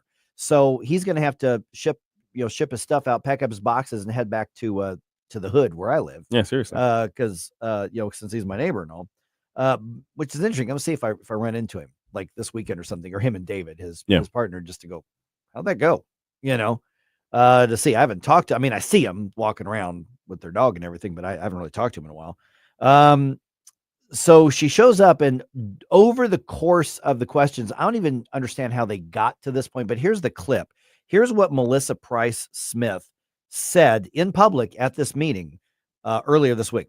I received a phone call from someone on behalf of Dr. Page asking me to find dirt on Mike Archer, Mike Archer. the new council member Okay. who will take his seat in January. I informed the caller that I had never worked with Mike Archer because he had worked in the prosecutor's office. I told them I had no dirt on Mike Archer, and that it was my understanding that he quit years before I began. I received a call 2 days later from the same person on behalf of Dr. Page instructing me to try harder. And we never spoke again. Okay, so here's the thing, is that let's assume she's telling the truth here. Right. Which there is zero reason for her to lie that I know of. but let's assume she's telling the truth for the sake of this part of the discussion. The county executive has zero authority over the elected county prosecutor. Mm-hmm. The only thing the county prosecutor needs to work with the county executive on, I mean, I'm sure there are plenty of programs they can do, but when it comes to like, hey, I need this much budget, please work with me to get this much budget out of the council, but they need to work with the council on that too. So what you have here is her saying somebody, and she would not name names, unfortunately. I wish that she did. Yeah, if you're going to make that kind of bombshell drop, right? I think you should say this person called on behalf of Sam Page, because now the media is trying to get a statement out of Page, and all they're saying is Sam Page has no idea what she's talking about. Mhm. You know, I don't believe him. No, I don't know Melissa Price Smith, but I believe her on this. Probably because I want to, and there's a little bit of bias. And let's be honest, there's a little bit of bias and projection on there. Well, the other aspect of the bias is that Sam Page is a horrible person, Yeah. proven over many years. So I wouldn't put it past We him. have a pattern of behavior. Yes, on this, yes, so, we do. Yeah. So if what she's saying is true, then you've got somebody from the executive's office instructing an assistant prosecuting attorney. She didn't say Wesley Bell. She said on behalf of Sam Page Mm-hmm. to help them defeat a Republican candidate for county council, which Mike Archer did win that seat. He is going to become a county councilman in January. Leveraging her position of public trust. Right. Which she says she did not do, and then got called back and said, try harder. Mm. And she said she didn't do it at all. So if that in any way, shape, or form is true, it's another level of corruption with Sam Page. And by the way, Sam Page is not term limited out. So he can and probably will be reelected here in a couple years. Seriously, it boggles the mind that such an unpopular and incompetent and corrupt figure would have such longevity in government. But here we are, because the Democrats, as long as there's a D there, they're gonna vote, and the Republicans have been refusing to put up a solid challenger for a while. I mean, Democrats hate Sam Page, but they'll still vote for him. Yeah. Because Republicans, I mean, you had Mark Mantovani, who was a Democrat who ran on the Republican ticket, Mm-hmm. but he had weeks to mount a campaign. Right. And it was just a debacle from the beginning because of the way that primary turned out, and some complete crazy nobody ended up being the nominee who had no grasp of reality. Remember, we had her on this show and we're like, what the hell is happening? Yeah. That's just nuts. So Sam Page right now doesn't really have a lot of incentive to be ethical, to be honest. He's going to win election no matter what. Mm-hmm. Even the people who hate him are going to vote for him. Seriously. So he's really got nothing to worry about. So in this particular case, I've got to ask the question, is this a criminal act if she can prove that this happened? I mean, is it criminal for one part of the government to say, I instruct you to use your government position to try to influence this election? It's absolutely criminal. Yeah, and so she needs to name names. I want the names. She needs to name names, because let's say for the sake of argument that Sam Page didn't know that somehow this order didn't come from the top, that it was just a zealous acolyte of his, a really excited person on his staff who said, you know what, I'm going to help the boss. Right. And decided on his or her own to do this. That person still was trying to do something illegal and needs to pay for it. Right. I mean, she got the call in her office twice. Yep. And she said, on behalf of. Yes. Lawyers choose their words carefully. Yes, they do. Calling on behalf of. That means she understood that this person is and continues to be a surrogate of Sam Page. Yeah. She knows that for a fact. Otherwise, she's not saying it that way.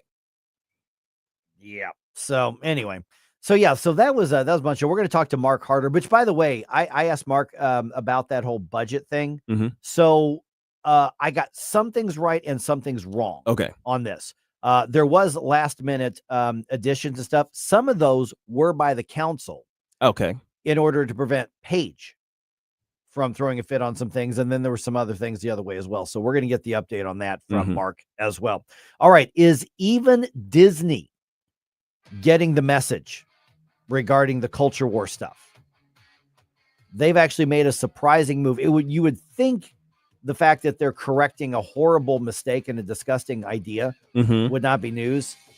The news would be that they thought it was a good idea in the first place. Yeah. But they've now clearly are feeling the pressure from the market. So maybe not even Disney is too big to ignore when the market says that's enough. You've gone too far. We'll talk about that around 6:34.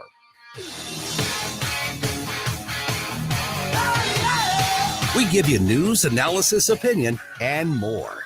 Only on News Talk STL.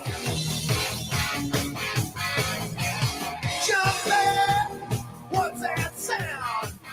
Here she comes, full blast top down. Hot shoe, burning down the avenue. Model citizen, zero display. Don't you know she's coming home? Get up. It's Mike Ferguson in the morning.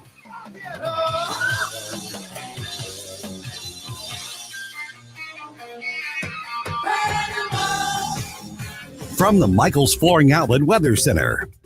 After a chilly start, we've got a decent warm-up for you today, up to 49 degrees this afternoon, under mostly sunny to partly cloudy skies. But tonight, a cold front swings through, brings a shot of colder air along with it. 28 for the low Friday morning, but only climbing to 35 tomorrow afternoon. And with a stiff northwest wind chills in the teens tomorrow morning and 20s tomorrow afternoon. We'll keep it dry, though, all the way through the weekend. That's your first alert forecast. I'm meteorologist Matt Chambers. Tony Colombo here for the Farmers Co-op Old Town Country Store in Old Town St. Peters, where they have a huge selection of products and services for your yard and home, including a full line of lawn and garden products, a full line of products for animal care, and that includes anything from livestock to the family dog or cat.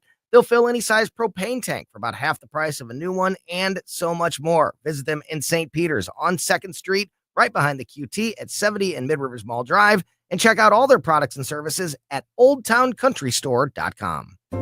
Jewels on Hampton and St. Louis Hills is paying some of the highest prices on gold, silver, diamonds, semi-precious colored stones, coins, flatware, and fine watches on site. Jewels on Hampton is a premier jeweler featuring Alvanza's jewel art designs with an exquisite selection of diamonds, semi-precious stone jewelry, and vintage watches. Their expert design team can restyle your jewelry to today's contemporary style. They also do jewelry and watch repair. Need extra cash? Jewels on Hampton is paying some of the highest prices on gold, silver, diamonds, semi-precious colored stones, coins, flatware, and fine watches. Bring in your collectibles and clocks and sports memorabilia and figurines too. Jewels on Hampton, 4506 Hampton, just 3 blocks south of Chippewa, and jewelsonhampton.com. Call them at 314-752-5000, 314-752-5000, and jewelsonhampton.com. Jewels on Hampton.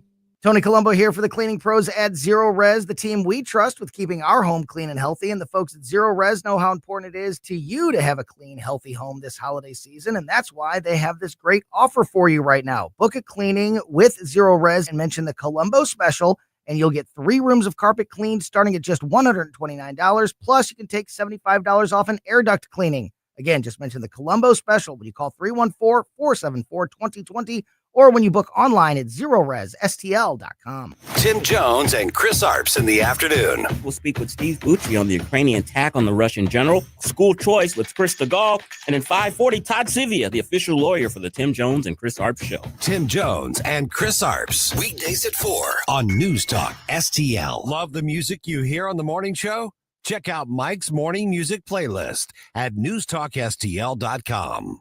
Somebody once told me the world is gonna roll me. I ain't the sharpest tool Sorry. in the shed. I didn't realize my mic was on. What did you do over there? Just clear my throat right into the mic so everybody can hear me. Do you feel better now, though? I do. Actually, you know what? I need my daily cup of white supremacy. Yeah, there you go. That's going to live on in infamy. It is. Now, by the way, to explain it to those for the new listeners, listeners out there, by the way, there has been a great number of things that the media has called aspects or agents of white supremacy. Media, and they're parroting like academic types who were behind the ivory towers. Like the Southern Poverty Law Center and these kind of people. They call everything white supremacy. Even Larry Elder. Larry Elder was called the blackface of white supremacy. Milk has been called white supremacist. Going to the gym has been called a vector for white supremacy. So and at one point coffee was being discussed as a sort of white supremacist drink. So every morning I have my daily dose, my daily cup of white supremacy. I noticed that you happen to still be black though. I know it's not working.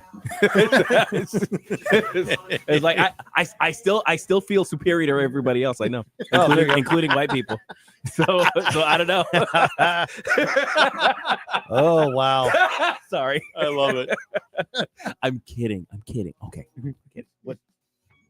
What's in that coffee? Is this an Irish coffee? It's an Irish coffee. Little boozy. And to say, if so, you're not sharing. What the hell? All right. Is even Disney getting the message here? Hope so. Yeah. They've pulled a trans storyline from a children's show that's upcoming, and the perverts on the left are kind of losing their mind on this. We'll get into that here in a second. It's 6:35 right now. Hey, don't forget News Talk STL. We want to fill your stockings with some great gifts. We've got over $1,000 of gifts and merchandise and memberships to give away, and you can register to win and get you some at newstalkstl.com. Let's see here. What are we giving away here? Gift cards from Woodson Stonefire Pizza on West Clay in St. Charles. I'm going to admit I've not been there, but I've heard phenomenal things about it. I've seen really great reviews for the place. Let's see here. I love this one. 1-year range membership from Metro Shooting and Supplies, and that's good in both their Bridgeton and Belleville locations. Let's see here. Gift cards, Tropical World Pets on Watson in Crestwood, and of course, News Talk STL merchandise as well. All right. Disney is like one of the few giant leftist organizations out there, and it's really a shame that that's what they've become in the past several years. They've really become more of an activist for social change than just the happiest place on earth. And so after years of losing money on their films, because have they had any of their big films really make a lot of money, Gabe? You follow this closer than I do. Yeah, I haven't seen any pull in some big numbers, except for I think Deadpool recently. The Deadpool sequel. A Disney one? That's a Disney one because it falls into the Marvel Cinematic Universe kind of thing. Their whole deal. That was and this is post their acquisition of the Fox library. All right. So that was one of the big deals. But as far as like the Disney brand itself, they're basically taking a bath on everything they put out. Absolutely, we are way past the golden age of Disney movies, like the Disney kids cartoon movies. Right. You had your Lion King, Beauty and the Beast, stuff with Pixar, all the Pixar movies. Yeah, those were basically printing money for a good long while. It's like, hey, a new Disney cartoon movie is coming out. All the kids are going to buy the merch, and they're going to pick their favorite princess or whatever, and they're going to continue to make money ad nauseum forever and ever and ever. Well, but now they've released several new original stories that have gone nowhere. Yeah, and those ones you were mentioning, they were great and are great films, great classics storylines. now. Yeah, they're new classics. So here's what's going on here. Disney is announcing that they were going to have a so-called transgender storyline in an upcoming animated series called Win or Lose, which centers on a co-ed high school softball team. Well, that's real. Okay, so the series was going to be on Disney Plus starting in February, and it includes I'm reading from both Red State and MRC TV on this one.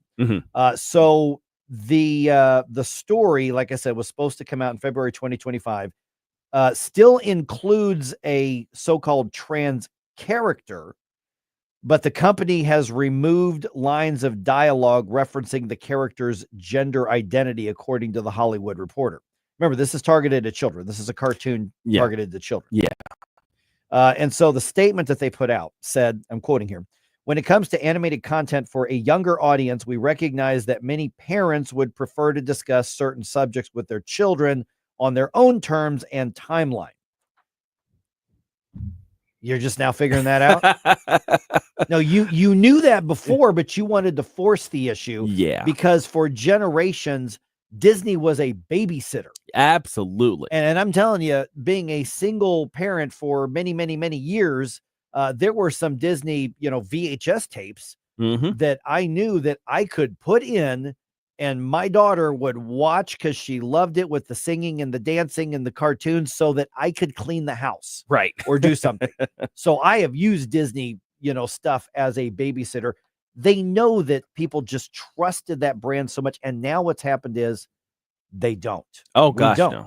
And we shouldn't really. Yeah. Disney has been failing in large part because they've decided that they were going to leverage their position of trust with parents and with basically all of America, all the world, really. Yeah.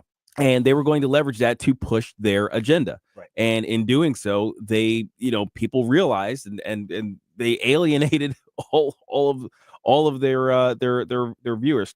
I don't plug my YouTube channel much anymore because you should. Because part of it is because I don't add any new content. Oh, well, that's I the problem, haven't been doing that for quite a while, but there are over 100 videos on there, and one of them is called Tragic Kingdom: The Desecration of Disney that I posted 2 years ago.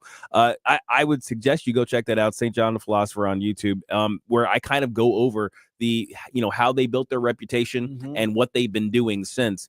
And it's basically as horrific as you can imagine, and I'm not surprised that there have been these tepid nods towards sort of correcting this, but it's still not enough. The fact that they're pursuing a storyline with a trans character to begin with in a project aimed towards children is already a step too far. Well, and the character is voiced by a 18-year-old young man, 18-year-old man who pretends to be a woman and tries to live like a woman.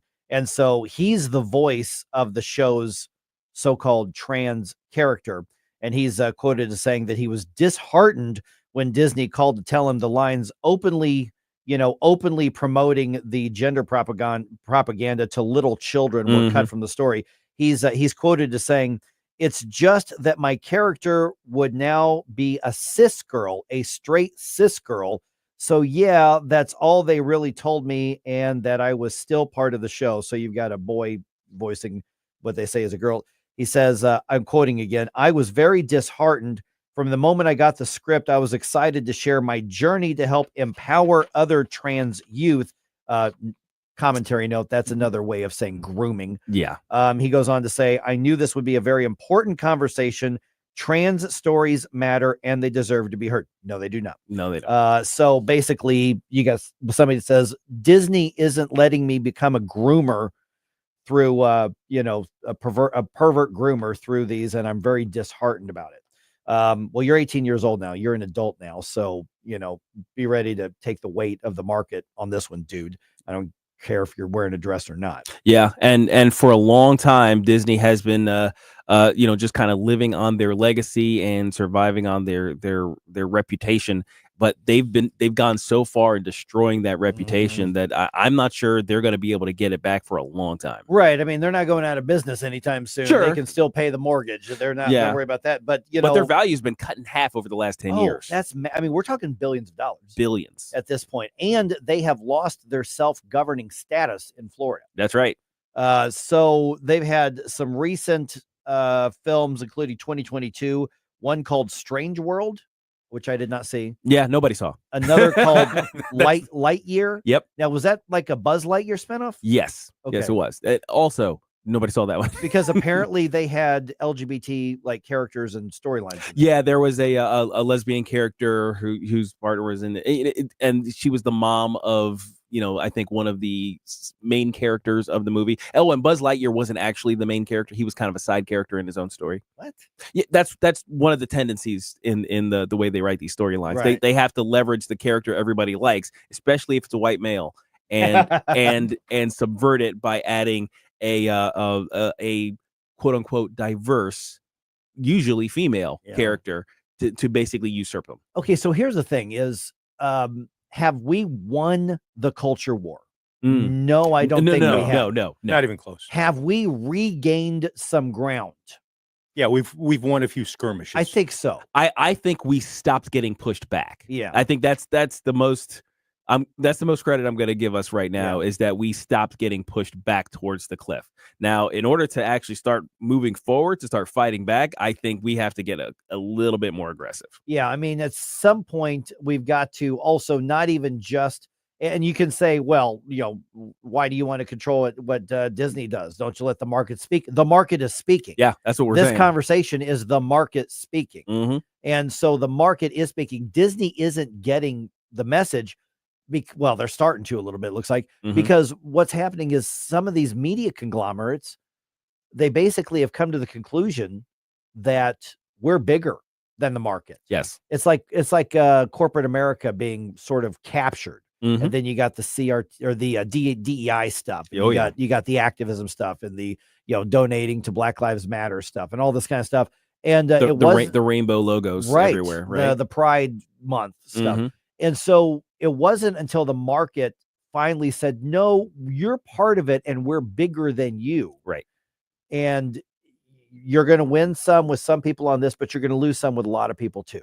Yeah. Yeah. And I think the recent market responses that we've been having, they have to continue in order for the message to really hit home. Right. I mean, because these people are ideologues, especially, the kids who came up in college underneath the crazy commies who taught them to be activists. They're the ones in charge right now, and their activism right now is superseding whatever capitalistic, impulses they still have, because they're ultimately they're fighting for a communistic world. Right. But they're willing to take a bath on some of these financial aspects because the message is important. Well, this is important. We have a responsibility to use our platform. I'm trying to change the world here. Got to break a few eggs to get there. Now, of course, it's not their money. They're still getting paid their salary, but the investors are losing.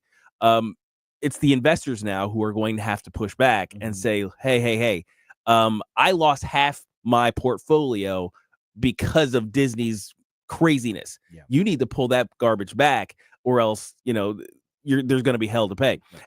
And only until that actually happens will we start seeing these a receding of the DEI and gender garbage. Does that mean that the country's become this Christian fascist right-wing bigoted? No. What it means is that there are parents across the ideological spectrum who are saying, I choose not to let you indoctrinate my children. There are hundreds and thousands of other options for entertainment out there. Yep. I don't have to go to yours, and your brand is now stained.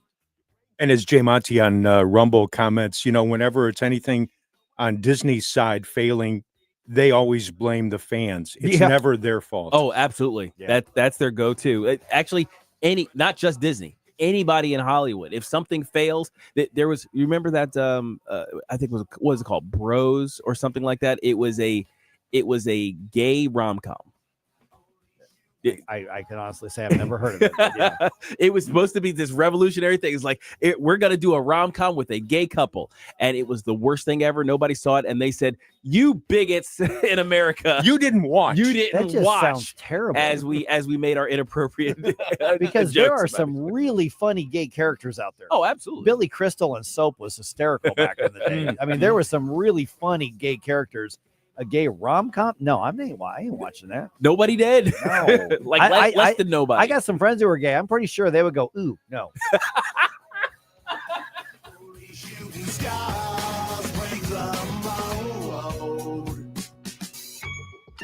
Get up. It's Mike Ferguson in the morning. If you have a phone, you have a radio. Download the News Talk STL app and listen anytime, anywhere. Hungry for the best steak you'll ever have? Head to the heart of Moscow Mills and discover Harry J's, a local landmark and family-owned steakhouse, serving up excellence since '98. From mouth-watering appetizers to decadent desserts, Harry J's has something for everyone. Enjoy our extensive bar selection while soaking in our friendly family atmosphere. Whether dine in or carry out, your meal is prepared to perfection. Make the drive to 300 Main Street and treat yourself to a taste of Moscow Mills' finest. Harry J's, more than a steakhouse. We're a tradition. As someone who practiced law for nearly 20 years, I can tell you it's important to have your own attorney who can help you through all of life's transitions, assist you with all your legal needs. At Civia Law, they do just that. They specialize in helping you veterans as well with your veteran benefits. They also do estate planning, elder law, real estate, business matters, and more. The attorneys at Civia Law standing by to assist you and yours today. Check out all they've got to offer, including special online forms at civialaw.com. 833-995-WILL. That's 833-995-WILL. Hey, how you doing? Santa Vic here. And Santa's head Vic head here. And you can win some great prizes with News Talk STL's St. Louis Conservative Christmas. Forgot the ho ho ho. You forgot the ho ho ho. Oh! No, ho ho. A St. Louis Conservative Christmas. Log on to newstalkstl.com for your chance to win. Brought to you by Woods and Stonefire, Tropical World Pets, El Morelia Supermercado, and Metro Shooting Supplies. Oh! I'm Dr. TJ, owner of the Institute of Natural Health, co-owner of Optimal Nutraceuticals, and the host of Wellness 101. Wellness 101 is designed to cut through the nonsense and provide you common sense, science-based information regarding health and wellness. On the show, we discuss topics like thyroid health, gut health, hormone optimization, and many others. Our show airs Saturdays at 10 a.m. and 2 p.m. and Sundays at 11 a.m. and 3 p.m. right here on News Talk STL. For more information, visit us at inhstl.com. That's inhstl.com. This hour of Mike Ferguson in the Morning is brought to you by Stifel. Request a portfolio review from your Stifel financial advisor at stifel.com. That's STIFEL.com. Hi, it's Dan Bongino here, and I'm proud to be on News Talk STL every weekday from 11 to 2. Right now, you're listening to Mike Ferguson in the Morning.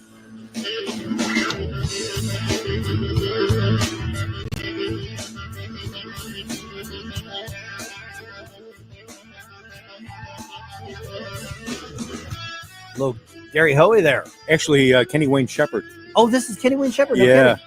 Man, that's like Gary Hoey style. I kind of ran across it a couple days ago and figured, hey, ooh, this sounds pretty good. Yeah, because Gary Hoey did do this song on one of his. Oh, Kenny Wayne Shepherd, man. He great. He first hit the scene. He was like 16 or something. He was a kid. Yeah, but you're like, wait a minute. That bluesy guitar comes out of that white kid? What? Yeah, that was some good stuff. All right, looks like we might get our government shut down for Christmas after all. Yay! That's right. And who asked the St. Louis County prosecuting attorney to find dirt on a Republican candidate and abuse her office?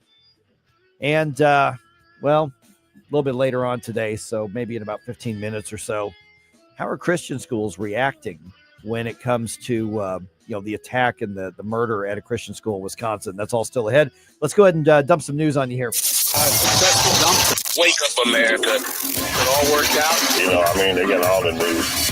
The Morning News Dump. All right, the bloated bill is now tanked. The one Mike Johnson was saying, don't worry about it, guys. Just give me this temporary spending thing so that we can get through the holiday season. And then a lot of Republicans and a lot of media started doing some weird stuff, like reading it. Yeah, it's a wild idea. We should, I should have thought of. Let's look up the list of some of the things that were in this thing. I got it. Throughout the day here.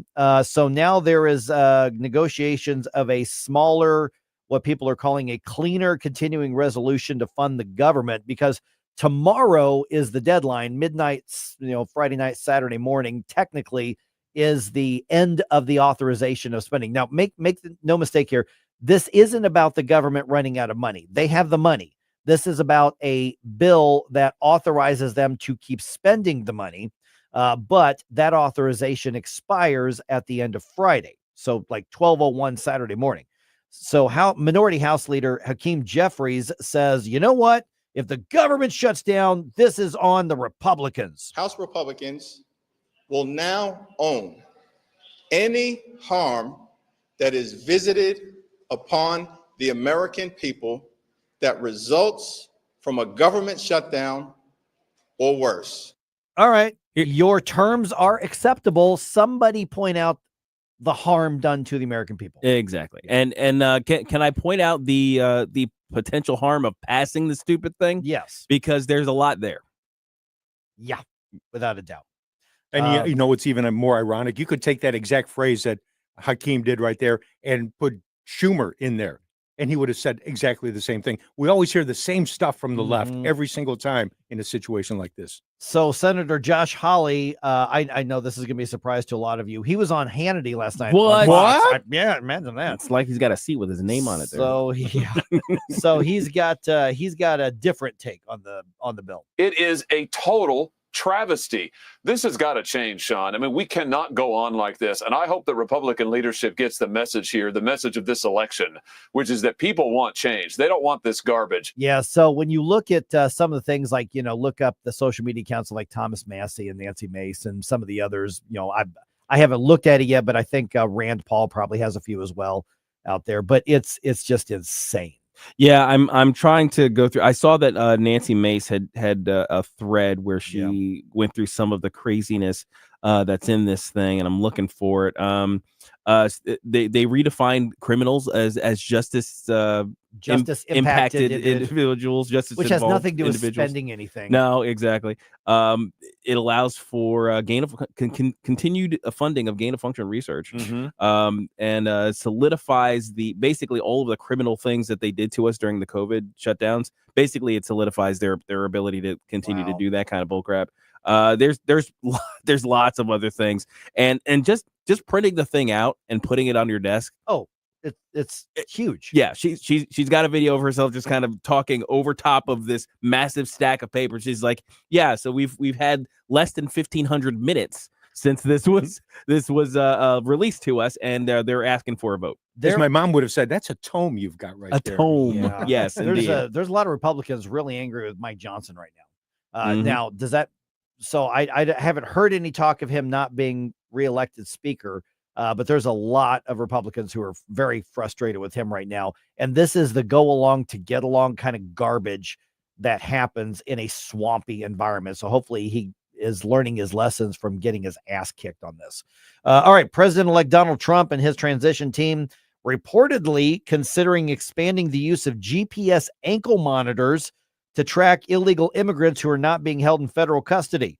Congressman Tony Gonzalez is a Republican out of Texas. He was on America Reports on Fox. He says, you know what? Good idea. In my eyes, an ankle monitor or something else a little bit more forceful allows you to know who's in our country, where are they, and if you've got to go apprehend them, you know where to get them from. That's not a bad idea. Absolutely. It's really not. And somebody said, well, that's humiliating. They're not convicted of any crimes and they've got the ankle monitor. Well, if they're in the country illegally, you've committed a crime. That's crime number one. Yeah, that's the first crime. And I think that I would be totally okay with that. We have to become hardcore on this. Absolutely. I mean, we can't transition away from the garbage that we've seen from the Biden administration over the last few years. And we just have to be hardcore on this. So on this, I'm 100% with Donald Trump if he truly is thinking about doing something like this.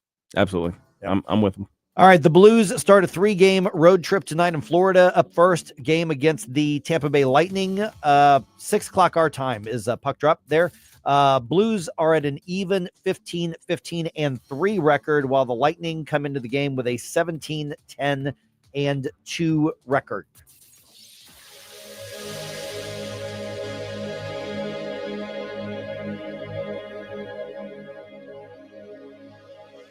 Craving a taste of Italy? Look no further than Vitale's Deli. Family owned and locally operated, we're bringing a little bit of the hill to the heart of Glendale. Our friendly staff treats you like family, serving up a delicious variety of sandwiches inspired by authentic Italian flavors. And don't forget, Vitale's is the perfect spot for all your holiday sandwich needs this Christmas and New Year's. Come see us. Call 314-966-9912 or visit vitalesdeli.com. Vitale's Deli, where great food meets a family tradition.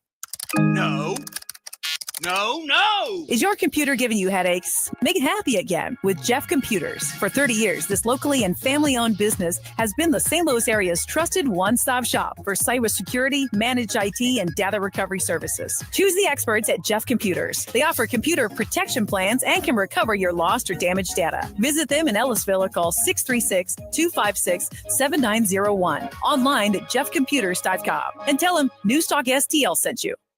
Looking for top quality tactical gear and expert advice? Look no further than Discount Tactical, your one-stop shop for all things firearms and self-defense. Located in the heart of Warrenton, we've been serving the community for 3 years with our friendly, professional, and staff. From custom AR builds and silencers to the largest selection of parts, we've got you covered. Self-defense weapons, SBRs, knives, ammo, custom holsters, weapon lights, optics, and body armor. Discount Tactical. Online at discounttacticalarmory.com or stop by today and gear up with confidence.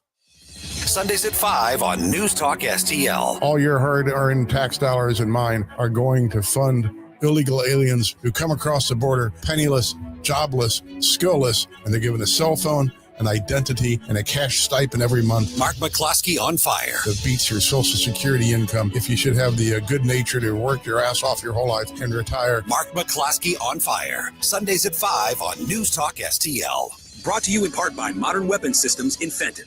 KLGY HD3 Clayton, K270BW Bellefonte, KNBS Bowling Green. This is News Talk STL at 1019, 94.1, and always streaming at newstalkstl.com. Breaking news this hour from townhall.com. I'm Jeremy House. The suspect in the killing of a healthcare insurance company CEO is expected to waive extradition to New York. The man accused of gunning down the CEO of United Healthcare on a Manhattan street is scheduled to appear in court in Pennsylvania today for a preliminary hearing on forgery and firearms charges. A person familiar with the matter says Luigi Mangione is also expected to waive extradition, clearing the way for his return to New York. If the judge in Blair County, Pennsylvania authorizes the extradition, Mangione could be brought back to New York to appear in state court for arraignment. Mangione faces charges of murder as an act of terrorism in New York, the December 4th killing of United Healthcare Chief Executive Brian Thompson. I'm Donna Warder. The Federal Reserve has cut its key interest rate by 1/4 point, its third cut this year. Federal Reserve Board Chairman Jerome Powell says the Fed is predicting fewer rate cuts next year than previously thought. A slower pace of cuts for next year really reflects both the higher inflation readings we've had this year and the expectation inflation will be higher. The Fed's expectation of just 2 rate cuts in 2025 rattled Wall Street yesterday, sending stock prices plummeting in the worst day for the market in 4 months. Israel launched 2 waves of airstrikes on Yemen overnight, its military acknowledging carrying out the strikes on 3 ports in Yemen and energy sites in Sana'a, saying it was targeting infrastructure used by the Houthi rebels to stage their attacks in the Red Sea. The International Brotherhood of Teamsters says workers at 7 Amazon facilities are striking this morning. On Wall Street, Dow futures are ahead 259 points. More on these stories at townhall.com. Anyone with everyday aches and pains, I've got a question. What are you missing out on? Probably a lot. So let me tell you about Relief Factor. Relief Factor is a drug-free daily supplement that helps your body fight pain naturally. It doesn't just mask pain, it helps reduce or even eliminate it. In about 3 weeks, you'll discover what it's like to feel better. Go to relieffactor.com or call 1-800-4RELIEF and save on your first order. That's 1-800-4RELIEF. Not sure how much you know about Progressive Insurance. You may know us for insuring your home and auto. You may know a couple of our commercials. But what you may not know is that since 2013, Progressive has been honoring veterans with vehicle donations through the annual Keys to Progress Veteran Vehicle Giveaway Program, giving back to those who gave so much. Now, you probably didn't wake up today saying, I really wish I knew more about Progressive Insurance, but this seemed like the type of thing people wouldn't mind hearing about. Find out more about how we're dedicated to our customers and communities at progressive.com. Progressive Casualty Insurance Company and Affiliates. Bible. From the Michaels Flooring Outlet Weather Center. After a chilly start, we've got a decent warm-up for you today, up to 49 degrees this afternoon, under mostly sunny to partly cloudy skies. But tonight, a cold front swings through, brings a shot of colder air along with it. 28 for the low Friday morning, but only climbing to 35 tomorrow afternoon. And with a stiff northwest wind chills in the teens tomorrow morning and 20s tomorrow afternoon. We'll keep it dry, though, all the way through the weekend.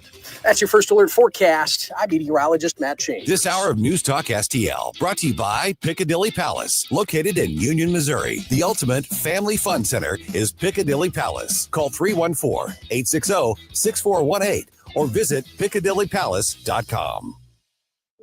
News Talk STL is proud to have Doug Voss of Safe Money Radio as part of our lineup each week. Doug has been a staple on the St. Louis radio airways for many years as one of the leading financial experts in the area. You can now hear Doug and Safe Money Radio 3 times every week yet on News Talk STL. But in case you miss anything, you can check it all out at DougVossSafeMoneyRadio.com. What else do our listeners need to know, Doug? Simply put, I focus on helping pre-retirees and retirees build, preserve, and protect retirement assets, and I've been helping my clients solve their insurance and financial needs for the past 33 years. I also strive to educate my clients on how to prepare for retirement, minimize the impact of market volatility on their assets, and deal with the challenges of increased longevity. Call me today at 844-676-SAFE. That's 844-676-7233. Doug Voss is a registered representative. Securities offered through DHL Securities, LLLP. Member FINRA and SIPC.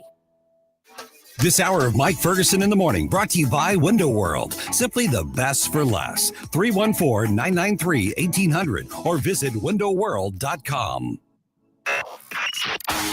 Mike Ferguson. You play ball like a girl! Gabe Pfeiffer. I triple dog dare you! Get up! Get up! Can't you hear the alarm? Get up, St. Louis. So it's time to get out of bed. Pour yourself the greatest cup of Kofifi the world has ever seen. Rise up with one voice, drain the swamp, and take back our country. Today's the day we're going to do it, and it's time to do it right now, believe me. Mike Ferguson in the Morning on News Talk STL. Get up! Get up! This is your cousin Bob. I don't know that the murders in Madison, Wisconsin at the Abundant Life Christian School was specifically an attack because it was a Christian school. But still, how are Christian schools around the country reacting after that tragedy happened?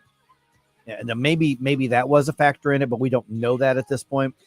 I've got a feeling that Natalie Ruppnow would have gone on the rampage regardless of what school she was in. It's just from what I can tell here. Yeah. And there is a little bit of breaking news we're getting right now is that there's a 20-year-old man in California has been arrested for coordinating with her via, internet messages. Yeah, she was in contact with him, wasn't she? She was in contact with a 20-year-old man. What that fully looks like, that's literally breaking over the last several minutes. Yeah. Or so. So we're going to get more details throughout the next day or so. The report suggested that he was suggesting he was going to attack a government building with explosives and firearms as well. And, we're a team encouraging the teen. So we'll see what that looks like here. I believe he's in custody, right? Yeah, they've made the arrest, and his firearms have been confiscated. Yep, they have made the arrest. All right, so still ahead here. What are the St. Louis things that will or should get you on the naughty list? Oh. Okay, I've got one. Specifically St. Louis because things. it happened yesterday. I saw it again yesterday. Okay. So I've got my St. Louis things that will get you on the naughty list. So let's I want to hear your ideas about that at 7:20. Okay. Okay. All right. Joined now by Daryl Jones from the Herzog Foundation. And okay, so Daryl, I mean, we got the news of obviously the shooting at the Abundant Life Christian School in Madison, Wisconsin. And it seems to me, and you might have sources that I don't have, but it doesn't necessarily look to me like this happened because she was at a Christian school. If she were at a public school, if she were at a Montessori school, it could have happened anywhere, at least from what I can tell. But in the Christian school community, there's got to be that recoiling effect, that gut punch effect. My kids have graduated from school. So they're not in it anymore, but I can only imagine what it would be like if they were still at the school they were at. Yeah, you're exactly right. By the way, I can't help but notice you talk about the naughty list and then you throw it to me. Now, what the heck is that all about? Well, make sure that you're listening at 7:20. We'll tell you what not to do in St. Louis. Yeah. When you're here. There you go. I thought, well, great. Now I'm on their naughty list too. So there you go. Well, yeah, it's really honestly been quite sobering, and Christian schools across the country, exactly. The whole PTSD of, oh my gosh, here we go again. But I will tell you, it has really been encouraging to see how Christian schools really since 2007, when ministry centers were becoming targets of hate. It's interesting how Christian schools have really been ramping up their own internal security. One just, in your backyard, Westminster Christian Academy, there in Town and Country, is a fantastic school that has really, over the years, ramped up their whole internal security. Our children safe on this campus, and you're finding it certainly there at Westminster, where you guys are, but around the country as well. And so, for many of the heads of school that we have talked to, by the way, we've posted a great article on readlion.com on this very topic since the shooting. But what we found is so many of the heads of school we've talked to are saying, we hate it. This is tragic. It is senseless, and it's caused us again just to review what are our procedures, what are our practices, and we feel as secure as we possibly can be on this end of an event, knowing you can't prepare for every scenario. We feel like they've really made not simply great strides, but really brought campus security to their campuses. Everything from cameras, AI infused cameras, even armed security, just a number of things to really make schools of learning places that are secure against intruder. One other thing I would say that I think is especially great in Christian schools is how they know who their students are, and they know the temperament and the personalities of their student. And so just the very nature of teachers and administrators greeting students when they're being dropped off in the morning and noticing, hey, this one appears to be having a bad day or a hard day. And, is this child acting normal, or are they acting, abnormal today? Gives them opportunity certainly to minister to the child, but also to find out, what's going on with the child, and is there an issue here? Morning, Daryl. Gabe here. Have you seen any equivalent reaction out of the public schools of trying to increase their security or use any of these innovations? Have they learned any lessons from the Christian schools who seem to be on the cutting edge here?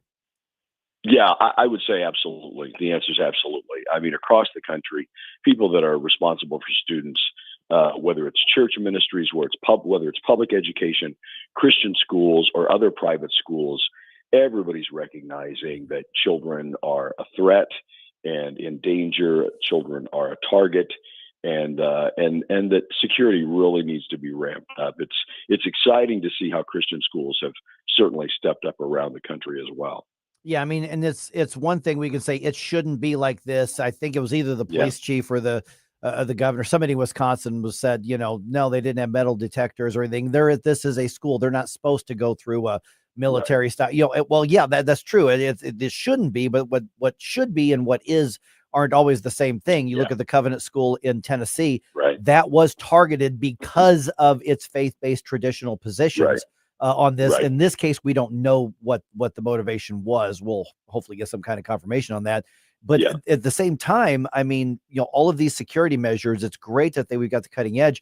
Those cost something, and that cost has to be absorbed by somebody. So then it becomes, how do we still make that sort of school choice and that sort of education still accessible to families and parents who need it and who want it?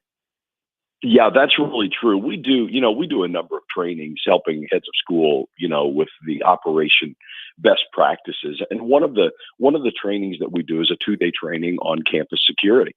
And in that, we talk about, certainly bulletproof glass, film that can be put on glass to make it bullet resistant, give you more time before authorities can get there. But one of the other things that we talk about in that whole training is, just the idea that, yes, you're going to have to spend money, but these are the easiest dollars to raise when you're talking about the security of kids. Yes, it's a big investment, but of all of the things that Christian schools are raising dollars for, security issues are the easiest dollars to raise, because every parent, every grandparent, every member of the community recognizes the significance of that kind of an investment. Now, as we move into a new year, there's going to be a lot of Congresses and going to be starting their new sessions around the country. And the public is showing really, really strong support, not just majorities, but in some cases, vast majorities of the public supporting various school choice initiatives. Are there any states that are kind of on the verge of having a breakout year? Well, we're excited to see what Missouri will do. I mean, I'm aware of a few bills that have already been authored and put on file in the Missouri legislature. We're anxious to see, what kind of further steps that we can take in our state to give, really to give parents choice, parents to have options, the single mom who can have options for her child to be in a school where, real learning is taking place. And so, I've certainly had my eyes fixed on, Missouri, especially in light of neighboring states like Arkansas and Iowa to the north of us. I mean, those schools have made some really profound, sweeping changes, and we're anxious to see, as Governor-elect Keto comes in and takes office, where's his heart in this whole thing, and we believe he's going to be very supportive of expanding what we would call parental choice in education. And we do have the Most Scholars program, and I got a note from Elizabeth in your office reminding everybody that this is actually can affect your taxes. So if somebody's looking for ways to say, let me affect my tax liability here, or at least direct it to a better place, how does that work with the Missouri Scholars or the Most Scholars program? And you all can be the clearinghouse for that. Yes, absolutely. The state of Missouri in 2022 established law that Governor Parsons signed that says basically for every Missouri citizen and every corporation that pays Missouri tax. So if you and I pay Missouri taxes, either as individuals or corporately or both, up to 50% of what we will pay the state can actually go to one of these clearinghouses that can pool all of our money together and begin putting $6,400 per child to take advantage of private education, including Christian education. So our whole heart is to see more parents have options to put their kids in Christian schools where the academic rigor is solid and also embraces the values of the family. But we can only do that as we can raise those dollars, which then, the state of Missouri recognizes as 100% of your tax liability up to the 50% that you pay. All right. So as my friends in Jeff City say, you can give all of your tax liability to politicians in Jeff City, or you can give half of it to politicians and the other half you can put kids in Christian schools. So the Herzog Foundation is the place to do that. HerzogFoundation.com. You can find out more. All right, Daryl Jones, have a Merry Christmas next week. We're going to talk to you again after shortly after the first of the year. Once again, HerzogFoundation.org, right? .com. .com. I'm sorry, HerzogFoundation.com. No, it's all good. Yep. All right, great. Thanks, guys, and Merry Christmas to you. And hey, stay off the naughty list. That's right. We're going to tell you how to do that here in about 3 minutes. Actually, Merry Christmas. All right, Okay, thanks, God Daryl. bless you guys. Thank you. Merry Christmas.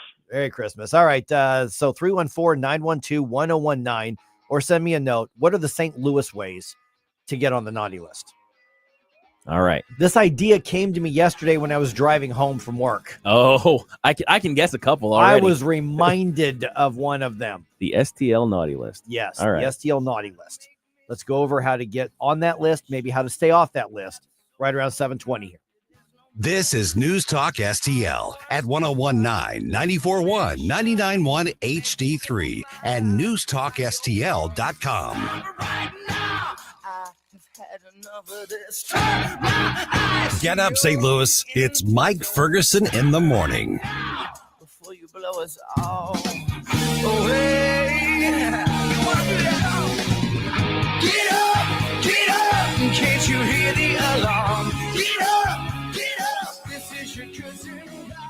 Get up, what are you waiting for? Get up, get up. The Vic Porcelli Show. Ken and I will be on vacation when Hanukkah hits. So Thursday at 9 a.m. will be our big Hanukkah party with Karen Catley. Weekday mornings at 9 on News Talk STL. Connor Roofing. You can count on Connor. Connor Roofing is now a 2-time winner of the National Best of the Best Award for customer satisfaction for roofing, storm damage restoration, siding, gutters, both residential and commercial. Please visit ConnorRoofing.com for an estimate. And remember, you can count on Connor. With the average funeral bill over $9,000, are your loved ones prepared? Speak with Benjamin Schaefer at Senior Memorial. Contact Benjamin at memorialplans.com. Memorialplans.com. Senior Memorial, everlasting protection. Looking for an underwater adventure or a scaly new friend? Dive into Tropical World Pets on Watson Road. For 32 years, this family-owned wonderland has been St. Louis's go-to destination for all things aquatic and reptilian. With over 7,000 square feet of aquariums, we're home to the area's largest selection of freshwater fish, including rare cichlids you won't find anywhere else. But that's not all. We've got tarantulas, snakes, and lizards galore. Tropical World Pets, 314-849-4020, or visit twpstl.com. Larry Connors here with a perfect Christmas gift for the conservative in your life. Let's go to southern Italy on a tour of the most beautiful coastline in the world, the Amalfi Coast. Join me for 11 magical days with professionals from Conservative Tours, $54.88. That includes airfare from St. Louis. Call toll-free 888-733-9494 or go to conservativetours.com. Let's go to Italy this spring. Hi, Sean Long with STL Fenceworks. Our company realized another extraordinary year of great business. I thank God for engineering our success and for this great nation and all the blessings it offers those who persevere and work hard. Second, I want to personally thank the great customers who put their faith in our company to make their home and backyard dreams a vision fulfilled. STL Fenceworks doesn't exist without you, and I'm humbled and grateful for your patronage. I also want to thank all my great employees. You're the backbone of STL Fenceworks. You make my vision a reality. I'm truly honored to work amongst such fine people. Finally, as the year ends, I want to remind everyone to take time to enjoy the season. Embrace your family and friends. Count the blessings in your life. Reflect on the important things. And don't forget the true meaning of Christmas. When a baby was born, Jesus, our Savior. On behalf of everyone at STL Fenceworks, have a very Merry Christmas and a blessed and prosperous new year. And then the media. 1019 and 94.1. They lying about what's going on in America. They lying about it. News Talk STL.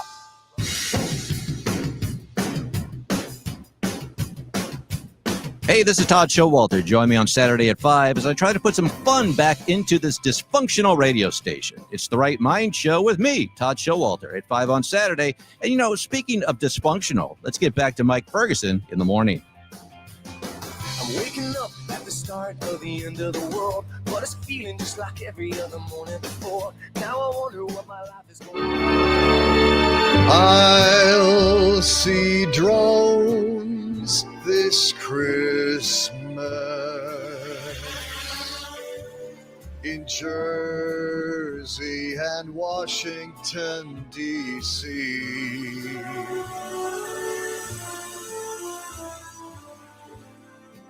We don't know if they're UFOs.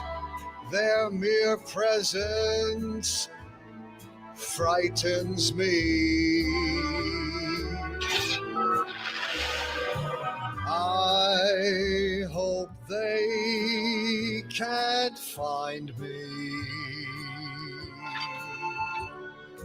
with their laser beams. I'll shoot drones this Christmas and a new year full of screams.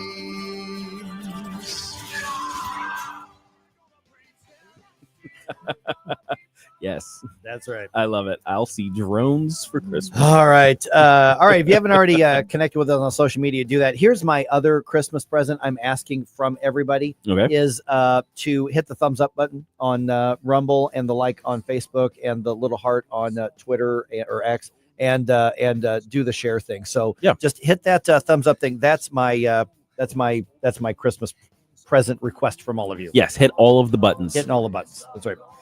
By the way, we have an emergency here. Stell, did you know this? No, I did There's not. an emergency in the room right now. Oh, what's going on? You forgot your cell phone. Oh yeah, that's right. I forgot that I forgot my cell phone. Yes, that's true. I couldn't tell if you were talking to me or yourself when you walked in this morning. Yeah. Honey, if you're listening, and I know you're listening, my cell phone should be on the table next to the door.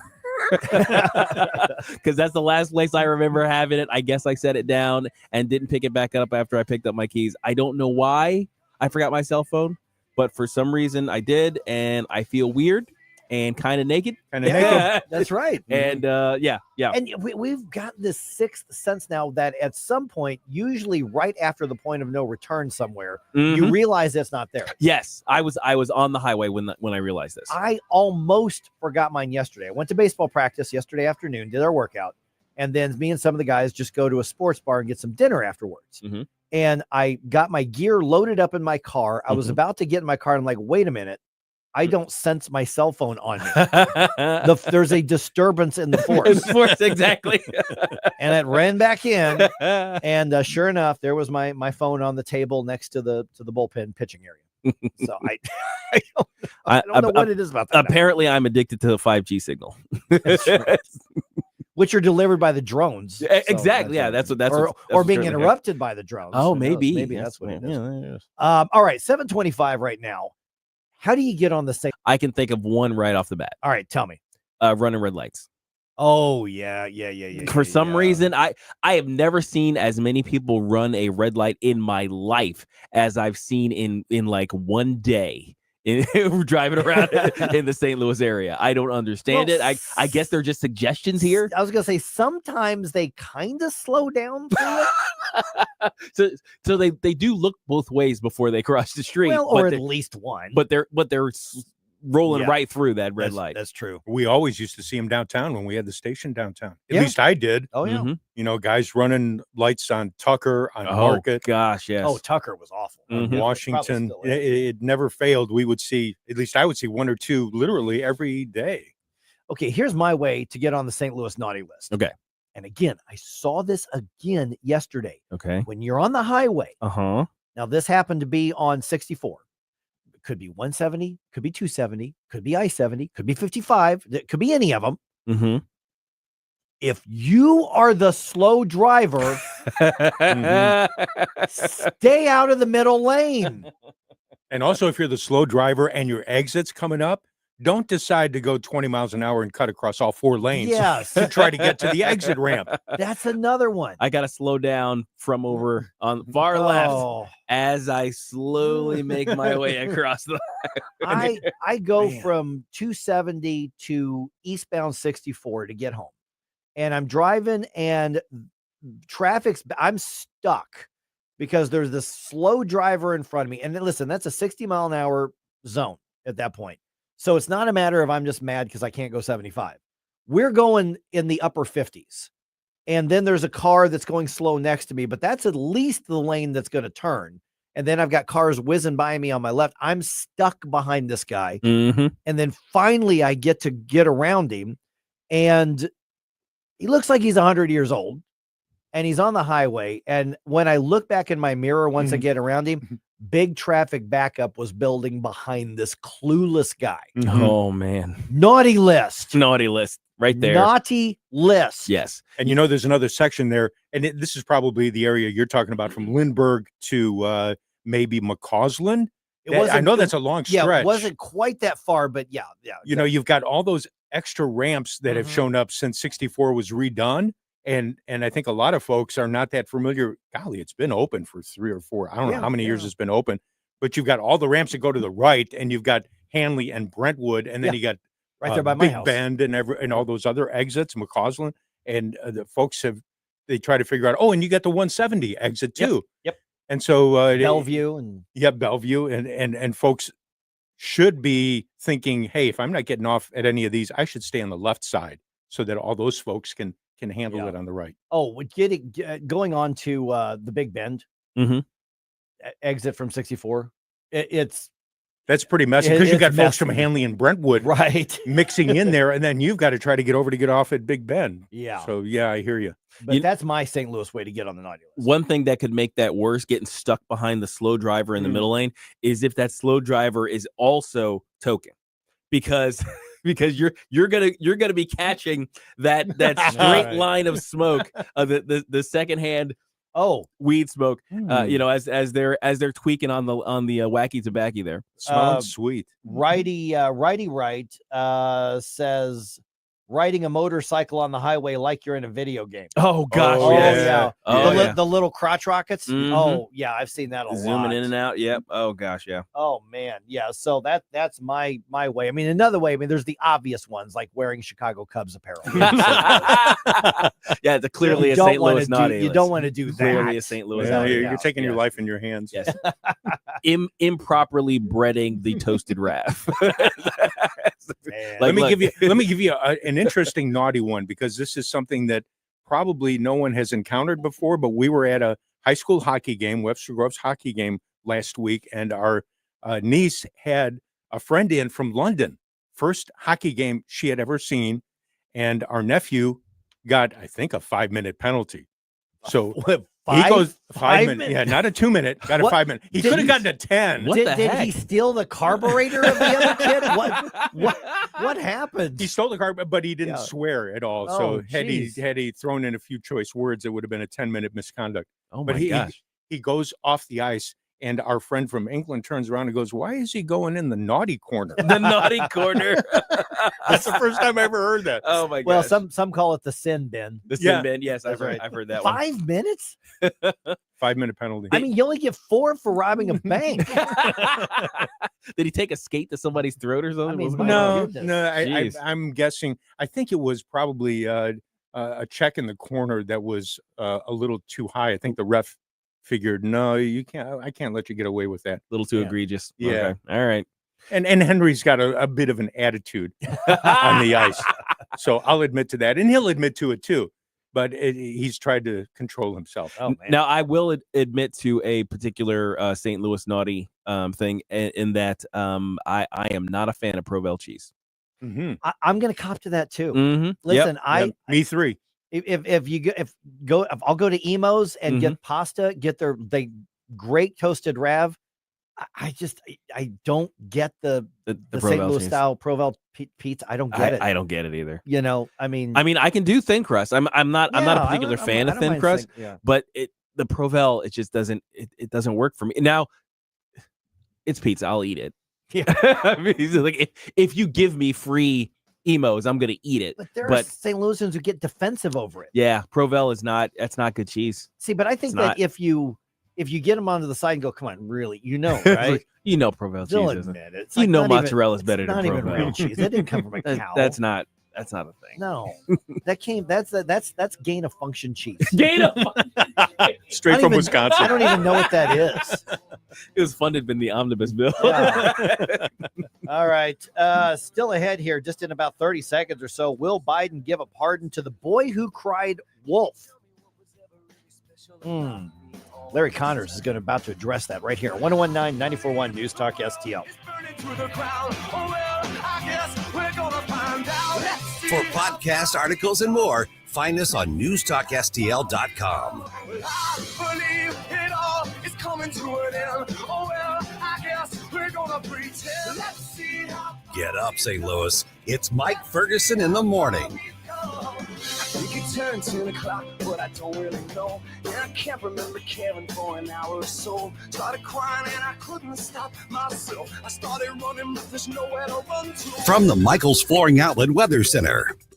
After a chilly start, we've got a decent warm-up for you today, up to 49 degrees this afternoon, under mostly sunny to partly cloudy skies. But tonight, a cold front swings through, brings a shot of colder air along with it. 28 for the low Friday morning, but only climbing to 35 tomorrow afternoon. And with a stiff northwest wind chills in the teens tomorrow morning and 20s tomorrow afternoon.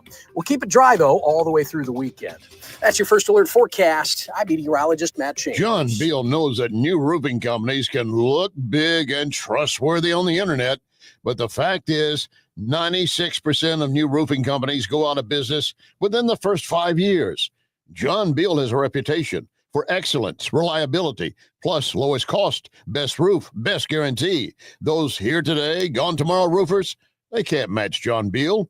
For home or business, trust my friend John. 1-800-NEW-ROOF.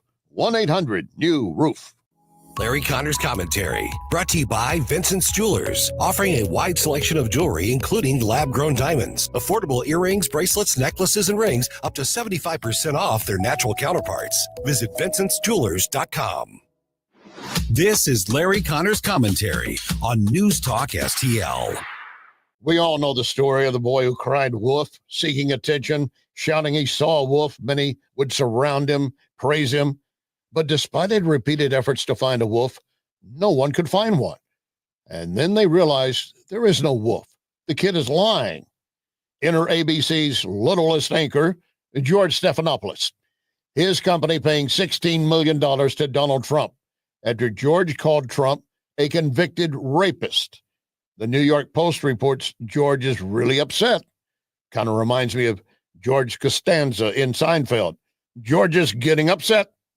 Well, the Post says sources inside ABC News report George is humiliated and also defiant.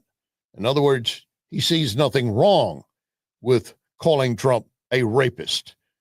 Why not? He's Trump. We can say anything about him. So he thought. Maybe even cry out wolf if he wants to. Maybe George should go to Biden asking for a pardon so he doesn't have to apologize.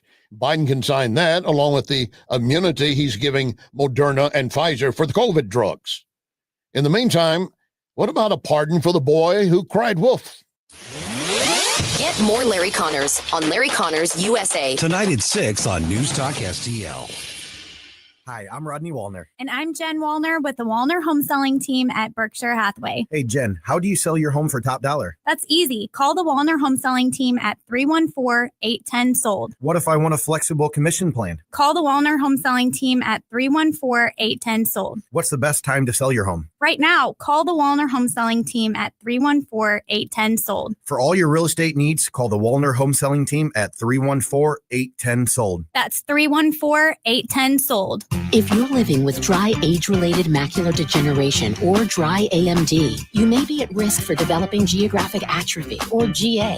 GA can be unpredictable and progress rapidly, leading to irreversible vision loss. Now there's something you can do to slow it down, get it going slower. Izervay is proven to slow GA progression. Izervay gets GA going slower. Izervay or avacincaptad pagel is a prescription eye injection used to treat GA. Don't take it if you have an infection or active swelling in or around your eye. Izervay can cause eye infection, retinal detachment, or increased risk of wet AMD. Izervay may temporarily increase eye pressure. Your vision may be impaired after an eye injection or exam. Don't delay. Ask your doctor about Izervay today. Izervay gets GA going slower.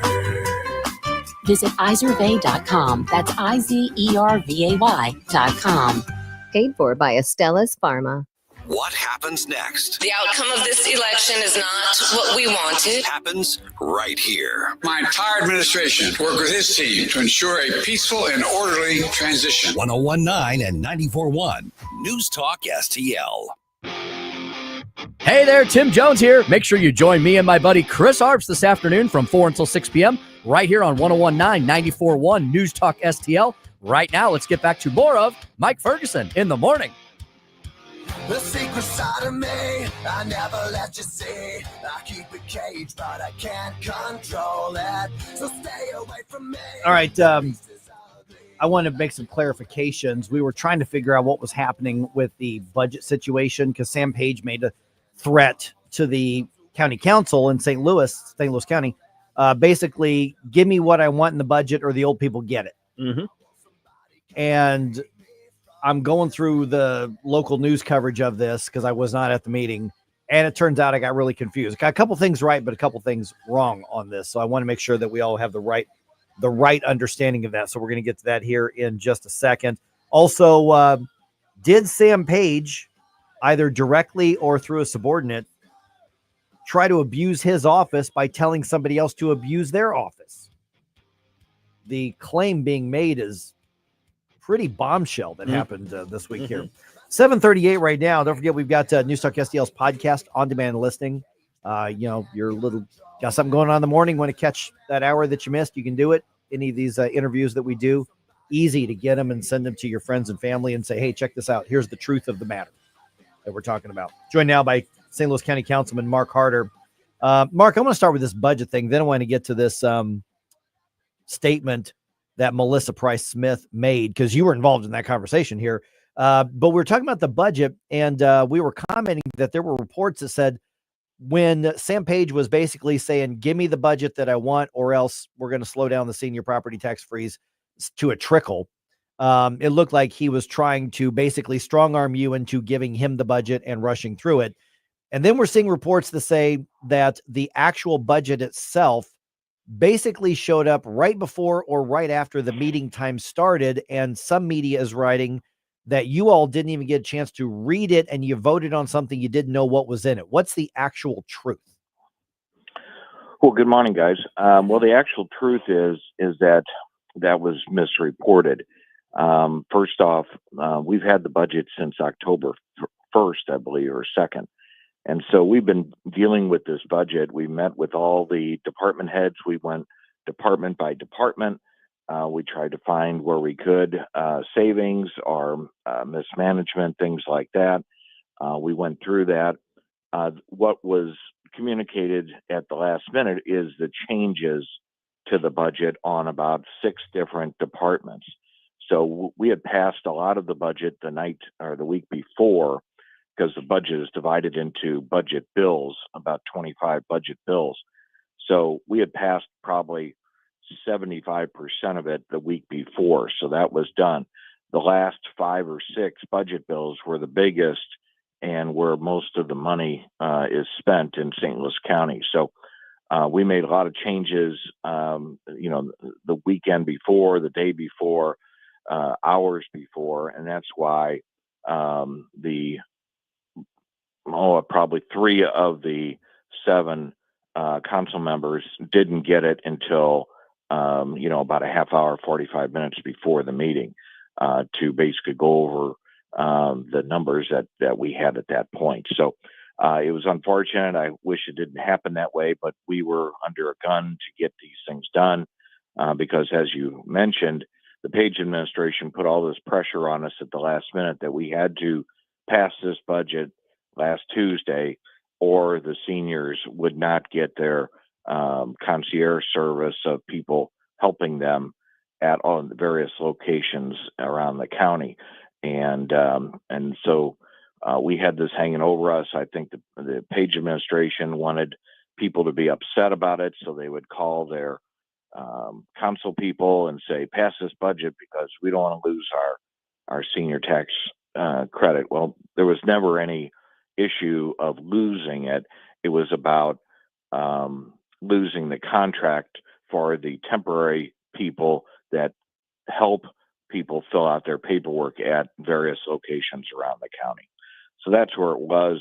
It was communicated in a way to drum up some kind of emotion among our seniors, which is just despicable, in my opinion, for this. And he's used this senior tax credit as a whip for a lot of our people in this region. Morning, Mark. Gabe here. So I understand that there were some last minute additions to the spending bill, or at least some adjustments made, and some of those were to help corral some of the outrageous things that Sam Page was looking to accomplish with this bill. Could you tell us exactly what was going on there?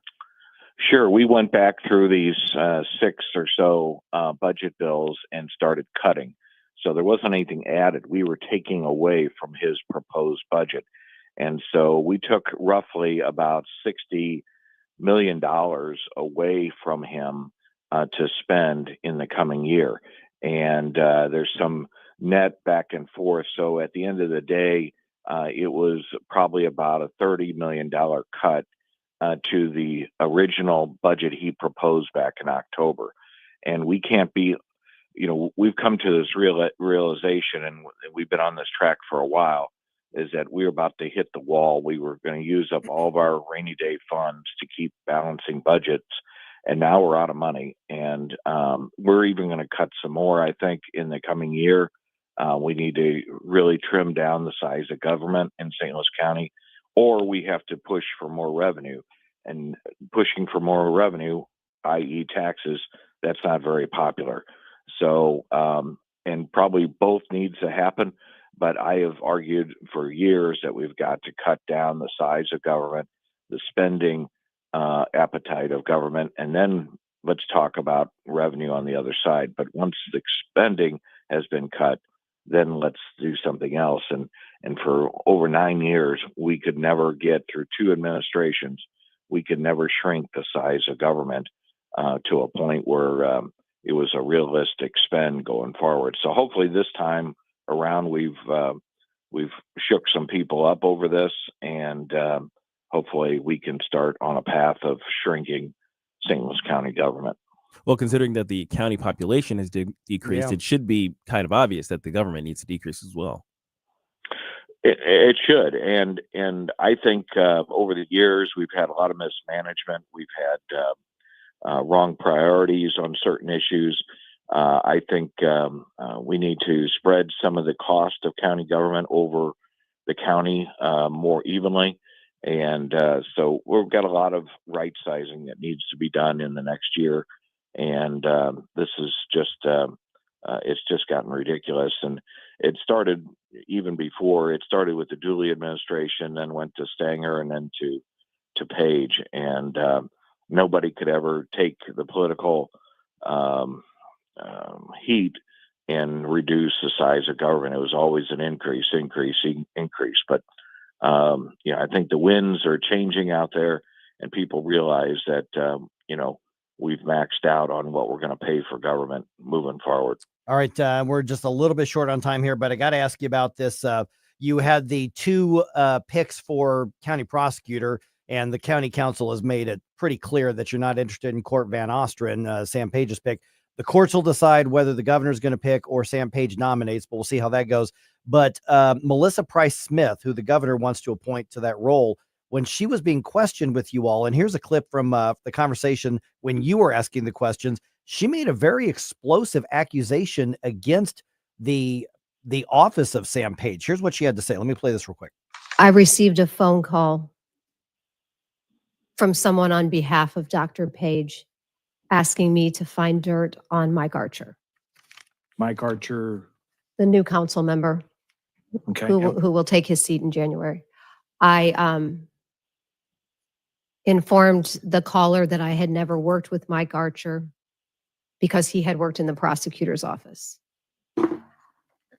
I told them I had no dirt on Mike Archer, and that it was my understanding that he quit years before I began. I received a call 2 days later from the same person on behalf of Dr. Page instructing me to try harder. And we never spoke again. Okay, so what you've got here is, if what she's saying is true, either Sam Page, through a subordinate or somehow indirectly, was instructing somebody in another part of the government to abuse their office to try to find a way to defeat a Republican candidate for county council. Am I understanding that right? And if so, did she name names? No, she did not name names. I pressed her on that.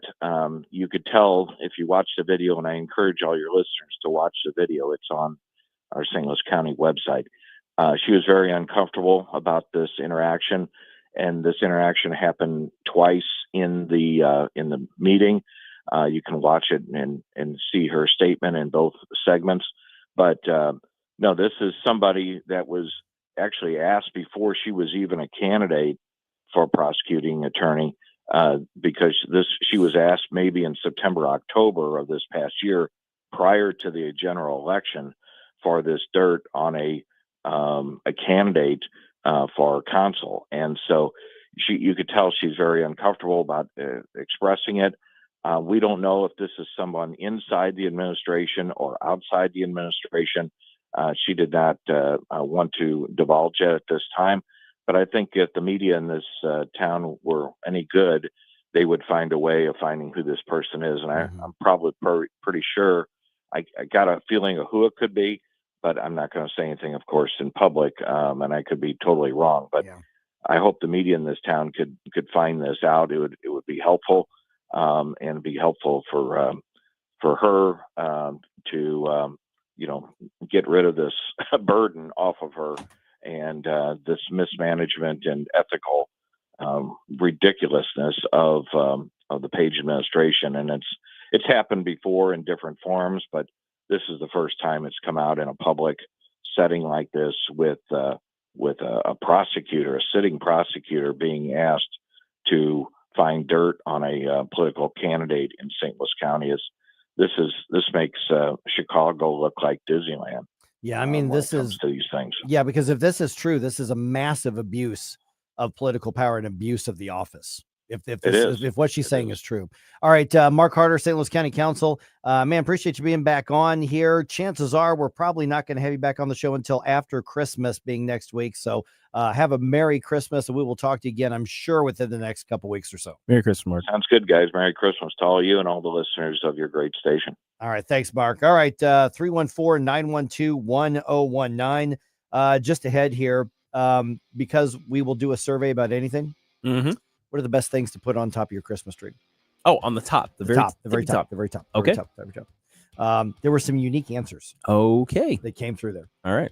I want to know yours. Let me know on social media right here on 1019-94.1 News Talk STL. Can't control it, so stay away from me.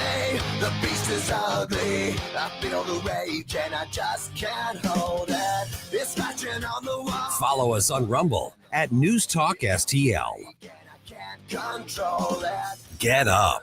It's Mike Ferguson in the morning.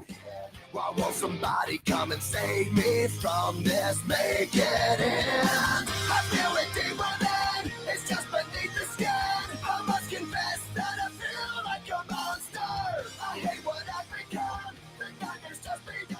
I must confess that I feel like a monster. Hello, Tim Jones here with Eric from Newsteaders Fine Jewelers. Eric, your diamonds are so fantastic at Newsteaders. You named the website after them, wowdiamonds.com. Tell us about Wow Diamonds. Well, we picked that name because when people look at the diamonds, they all exclaim the same thing. Everybody says, wow. And nobody can spell Newsteaders, so we figured Wow Diamonds would definitely be good tagline, and it's very accurate. We actually introduced the lab-grown diamond to our St. Louis family, and we're the exclusive home of the trademarked Wow Diamond. It's the most perfectly cut and polished diamond you'll ever experience, and we can fit one into anyone's budget. The thing that's nice about them is they're significantly less expensive than a mined diamond, and of course the artwork is in the cutting and polishing. That's where you get the beauty in the diamond, and that's what we excel at. Newsteaders, a St. Louis jewelry tradition since 1961. Stop by and find out why. 2961 Daughtery Ferry Road, or on the internet, wowdiamonds.com for Newsteaders Fine Jewelers. Mike Ferguson here. Retirement should be a time you can relax. No more stress from work. But there's one thing you can't forget about when retiring. That's your money. Do you have enough saved to fund your income for life and keep up with inflation? How will you claim your Social Security benefits? And what about long-term care? The ClearPath Wealth Management Group at Stifel is here to help answer all of these questions. You can hear their latest views on the markets and investing during On the Money, hosted by Stifel financial advisors Bob Stockdale and Eric Robert, every Saturday morning at 9, right here on News Talk STL. They can help you get organized, guide you through critical retirement decisions, and create an investment portfolio designed around your needs. To schedule your free retirement plan consultation, go to clearpathinvesting.com. That's clearpathinvesting.com. Or call 636-695-2650, 636-695-2650. Stifel Nicholas and Company Incorporated, member SIPC and NYSE. This hour of Mike Ferguson in the morning brought to you by Window World. Simply the best for less. 314-993-1800 or visit windowworld.com.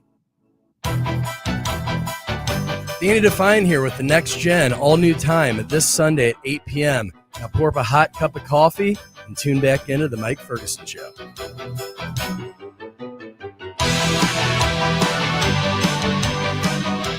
Are you a child who's on Santa's naughty list, but you did nothing wrong? Have you been falsely accused of not eating your vegetables, staying up past your bedtime, or spending your allowance on gum? The law offices of Smith, Smythe, and Schmidt want to help. We won't rest until Santa is checking his list thrice. But wait, our team of legal experts won't just get you on the nice list. We'll figure out a way to get your dumb little sister, who you wish was never born, on the naughty list. After all, Santa needs to blame someone for butchering Barbie's hair. And if mommy's coupon scissors don't fit, you must acquit. Call the law offices of Smith, Smythe, and Schmidt today. Because the only thing sweeter than candy in your stocking is a lump of coal in your dumb little sisters. I can hear the piggy banks being smashed as we speak of the little boys wanting to retain their services. So, speaking of boys, Kathy wanted me to just let folks know, because Henry has his reputation to maintain. When he went into the naughty corner during that game, he informed, quote unquote, the referee that his calls were questionable, quote unquote. That's what gave him a few extra minutes in the naughty corner. I see. Okay, that'll do it. All right. Excuse me, sir. I would like to provide some supplementary information to you regarding the performance of your duties. Which are very questionable. I'm going to try that during the season. Hey, Blue, I know you're a good guy, but I question your optometrist performance. Yeah. All right. What do you have on top of your Christmas tree here? On the tippy top. Top of the Christmas tree. What do you have? Goat Lady, she says she answered real fast on this angel. She's got an angel on top of the tree. What about you all? A star gleaming in the night. Yep, same here. We have a star. Yeah, we've got a star on ours as well. So there was a poll done, because why not? That's what we do here. Yeah. 45% of Americans say it's a star, some kind of star. Sure. 21% angel. Okay. Those were the most conventional toppers, and then there was 11% of people said something else, whatever it is. Something else. 6% of people have nothing on top of the Christmas tree. Okay, that's sacrilege. Yeah, there's something wrong with you. It's like, Yeah. I don't know what that's. What's the equivalent of not having the top of on your tree? I don't know. It's something though. It's like it seems naked up there. Right. So there was a conversation online where people talked about alternative toppers. Okay. For your Christmas tree. Some of these are pretty clever. All right. Okay. So like a bow. I've seen that. Oh, I've seen the Like bow. Yeah. That doesn't look bad. It's all right. Yeah. A snowflake. Okay, I've seen the snowflake, which is kind of equivalent to a star. It's Right. got multi-point, bright, shiny thing. This one is weird for me. Okay. A Rudolph head. I don't. To me, that's like a trophy. Like, look, I hunted and shot Rudolph. Yeah. I mounted him on my Christmas. That's like a kamikaze deer. Kamikaze deer head. That's exactly what I was thinking, though. Is like, okay, that's a hunter's house. That guy's got an antler chandelier somewhere on his residence. The Revenge of Stealth. Yes. A Santa hat. I mean, okay, I guess it's something better than nothing. Yeah. Somebody said a letter with their last name's initial on top of the like tree. just a Right. big If you're Smith, S. Yeah, big S, is right, on okay. there. Let's see here. It's a little self-indulgent to me. I have no idea why somebody said they would put a turkey puppet on top of their Christmas tree. A turkey puppet. That's got to be somebody trolling A it here. turkey puppet. Yeah. I sent you a picture of this one. Yeah. Baby Yoda or Yeah. Yoda from Star Wars, and then they took fishing wire and they strung the actual topper, and it looks like he's making it float there. Yeah, That was pretty clever. that was cute. Yeah, I actually like that. sent that to Gabe, and I'm like, is this yours? Is this your tree? Not this year. No. Maybe But next year. Get this one. This one surprised me here. Mm-hmm. Somebody said that they put the Eye of Sauron from Lord of the Rings on top of their Christmas tree. I believe that. It's sacrilege, but I believe it. Would probably it's a conversation starter. Let's put it that way.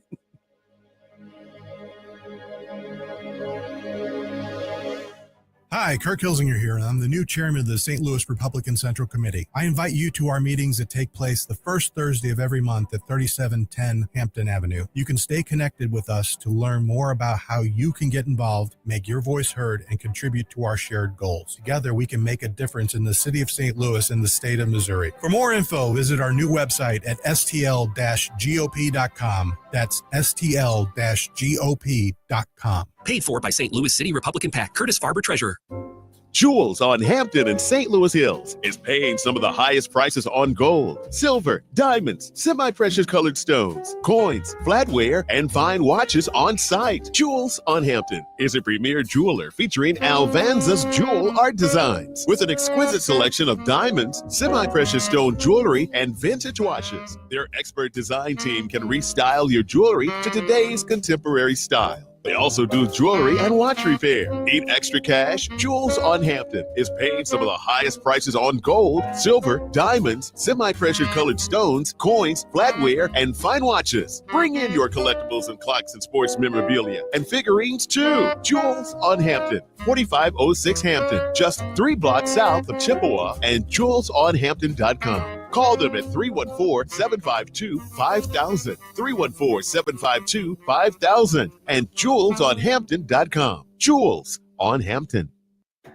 Hey there, Chris Cooper here. Join me every Sunday morning at 9 a.m. on News Talk STL for a little fun with finance. We'll talk about taxes, the economy, finance, and most importantly, how to enjoy the lifestyle you deserve. Serenity Wealth Now with Chris Cooper, Sunday mornings at 9 on News Talk STL. Tune in on Sunday and visit serenitynowtax.com for your free copy of my book, The New Holistic Retirement.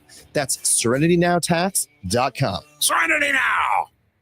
KLGY HD3 Clay, K270BW Belfast, KNBS Bowling Green. This is News Talk STL at 1019, 94.1, and always streaming at newstalkstl.com. Breaking news this hour from townhall.com. I'm Jeremy House.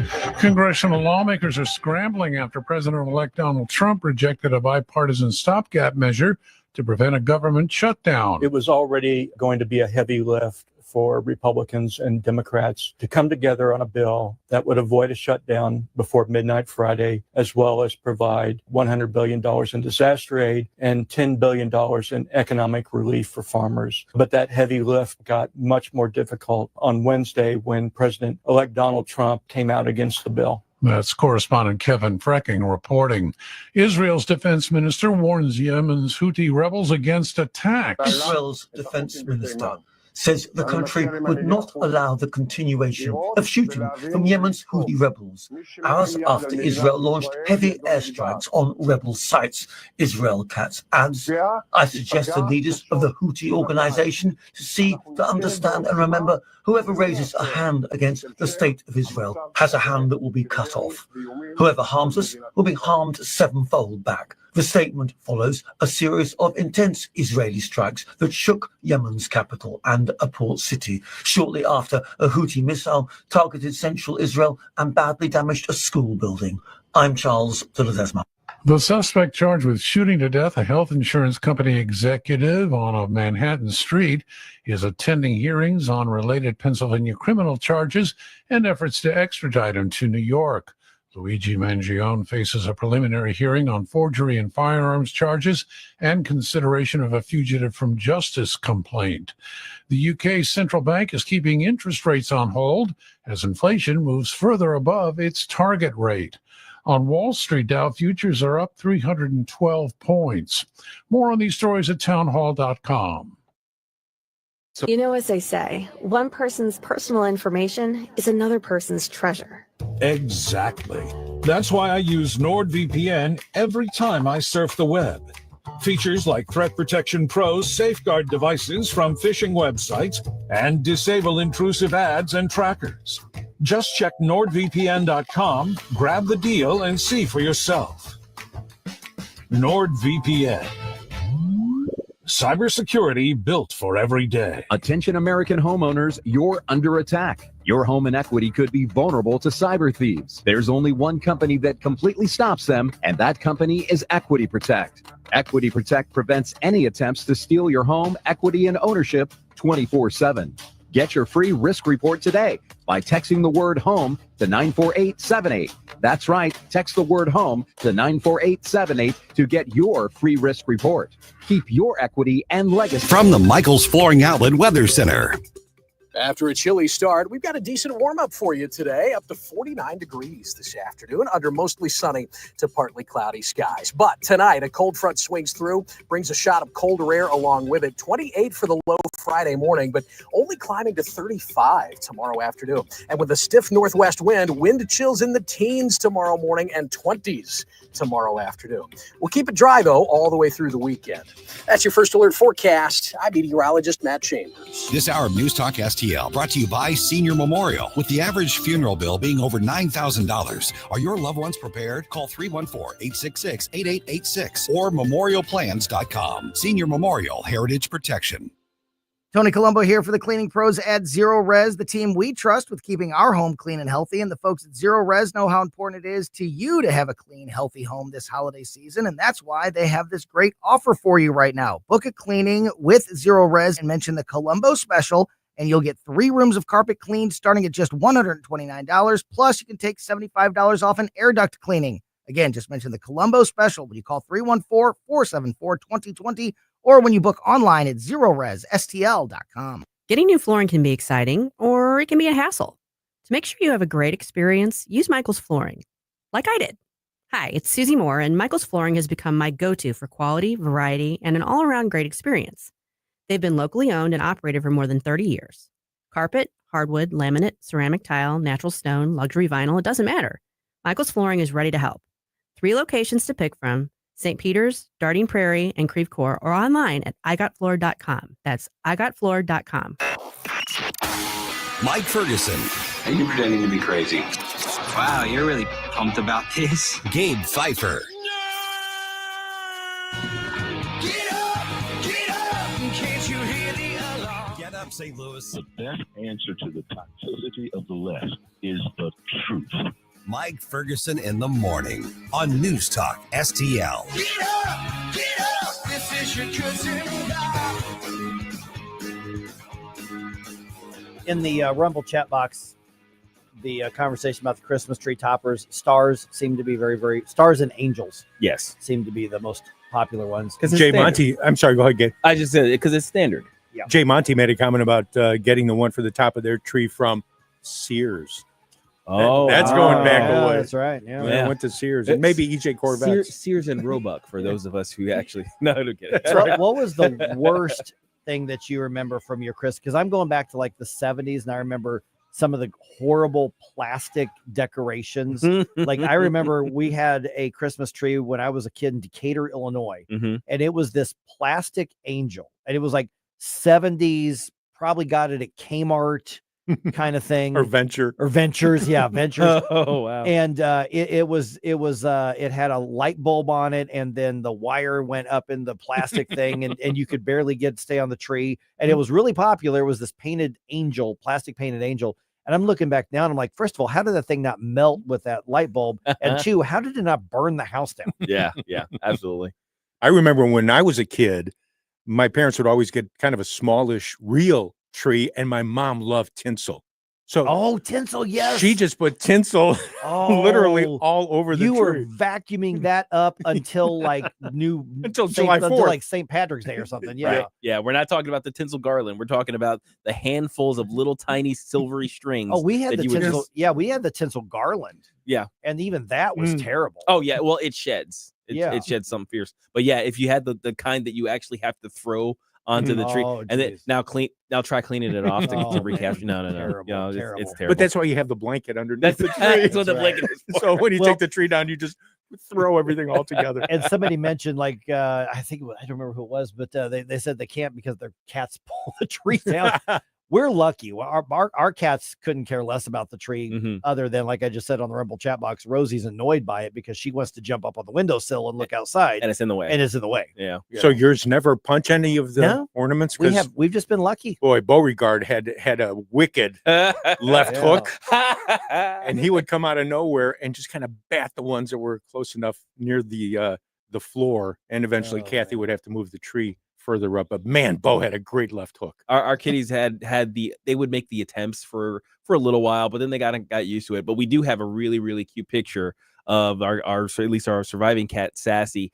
She climbed up into the tree while we were putting it up and just sat there. Oh my! She was just sitting in the on like one of the branches or something, just looking out over her domain, I suppose. And it's freaking adorable. So we took a picture. That's funny. All right, here's what's going on. Is some news here. Looks like we might get our government shut down for Christmas. Yay! We're hoping. We are hoping. And well, what else we got going on here? Oh yeah, who asked a St. Louis County prosecuting attorney to find dirt on a Republican candidate? I want to mention this at least one more time today because I want this in the public eye. We just talked to Mark Harder about it about a half an hour ago, but I want to make sure this stays in the conversation here. Let's go ahead and dump some news on you. The morning news dump. Are you joking? Is this a joke? Listen, folks, the morning news dump.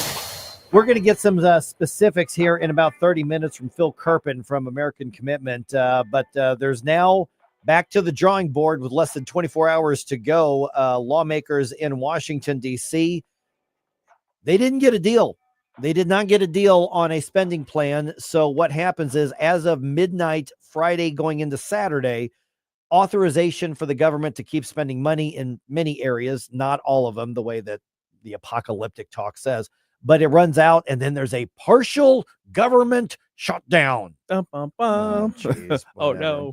Who cares? So sad, so scary. Yeah. House Minority Leader Hakeem Jeffries says House Republicans broke the bipartisan agreement, and he says this is on them. House Republicans will now own any harm that is visited upon the American people that results from a government shutdown or worse. Yeah. So first of all, once again, I'm for the third time today, lay out the challenge here. Show me somebody harmed by the federal government shutdown over a failed continuing resolution. Oh no. Show me. The government shutdown.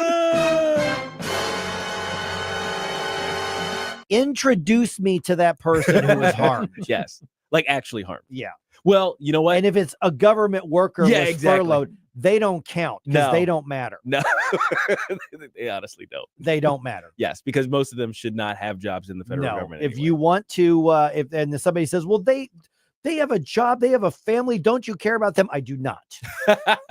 Because if they wanted to make more of an honest living, then they would go into the private sector and they would do it. Not that all government jobs are wasteful or whatever, but most of them are. So most of them are, yes. And part of what you sign up for is basically it's almost impossible to fire you, a ridiculous benefits package, and you're going to ride the ups and downs of politics. Right. That's just the way it goes. Absolutely. So Senator Josh Hawley, once again, was on Hannity on Fox last night. Sitting in his monogram chair. Yeah, was sitting in his regular Hannity Hawley chair. And here's part of his reaction. House Republicans will now own Nope. any harm. Oh, that's that Hakeem is Jeffries. visited. Sorry, here's Senator Josh Hawley here. Sorry, I was looking at the next copy already. Here's what Senator Hawley had to say. It is a total travesty.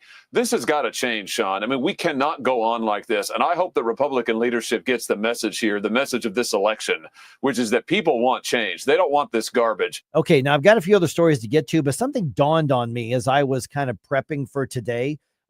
First of all, when you look at some of the things that have been put into this thing that Speaker Mike Johnson said, all right, let's just get this done, go through. There's some really horrible stuff in there. Oh, gosh. Yes. Terrible stuff. And it was basically presented like, listen, guys, we can't have a shutdown right before we take, that sort of thing. But here's what else dawned on me is that this kind of garbage is exactly why Donald Trump was elected with the mandate that he was, because of this.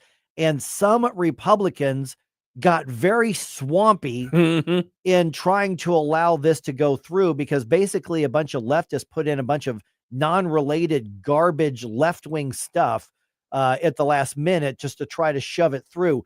This is exactly a huge part of the reason that the election turned out the way that it did. Exactly. And it seems as though they didn't realize that had happened.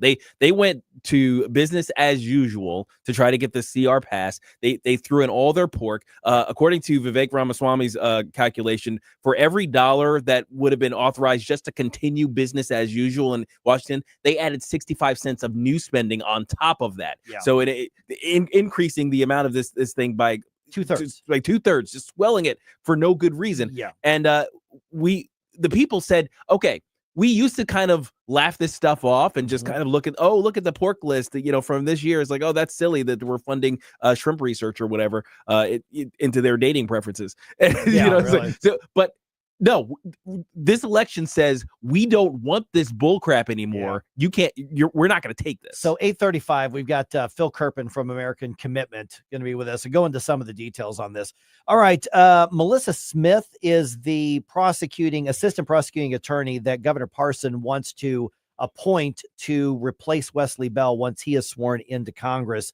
And she was meeting with the county council a little bit earlier this week and made, frankly, kind of a bombshell accusation while she was discussing the prosecutor's role at that meeting.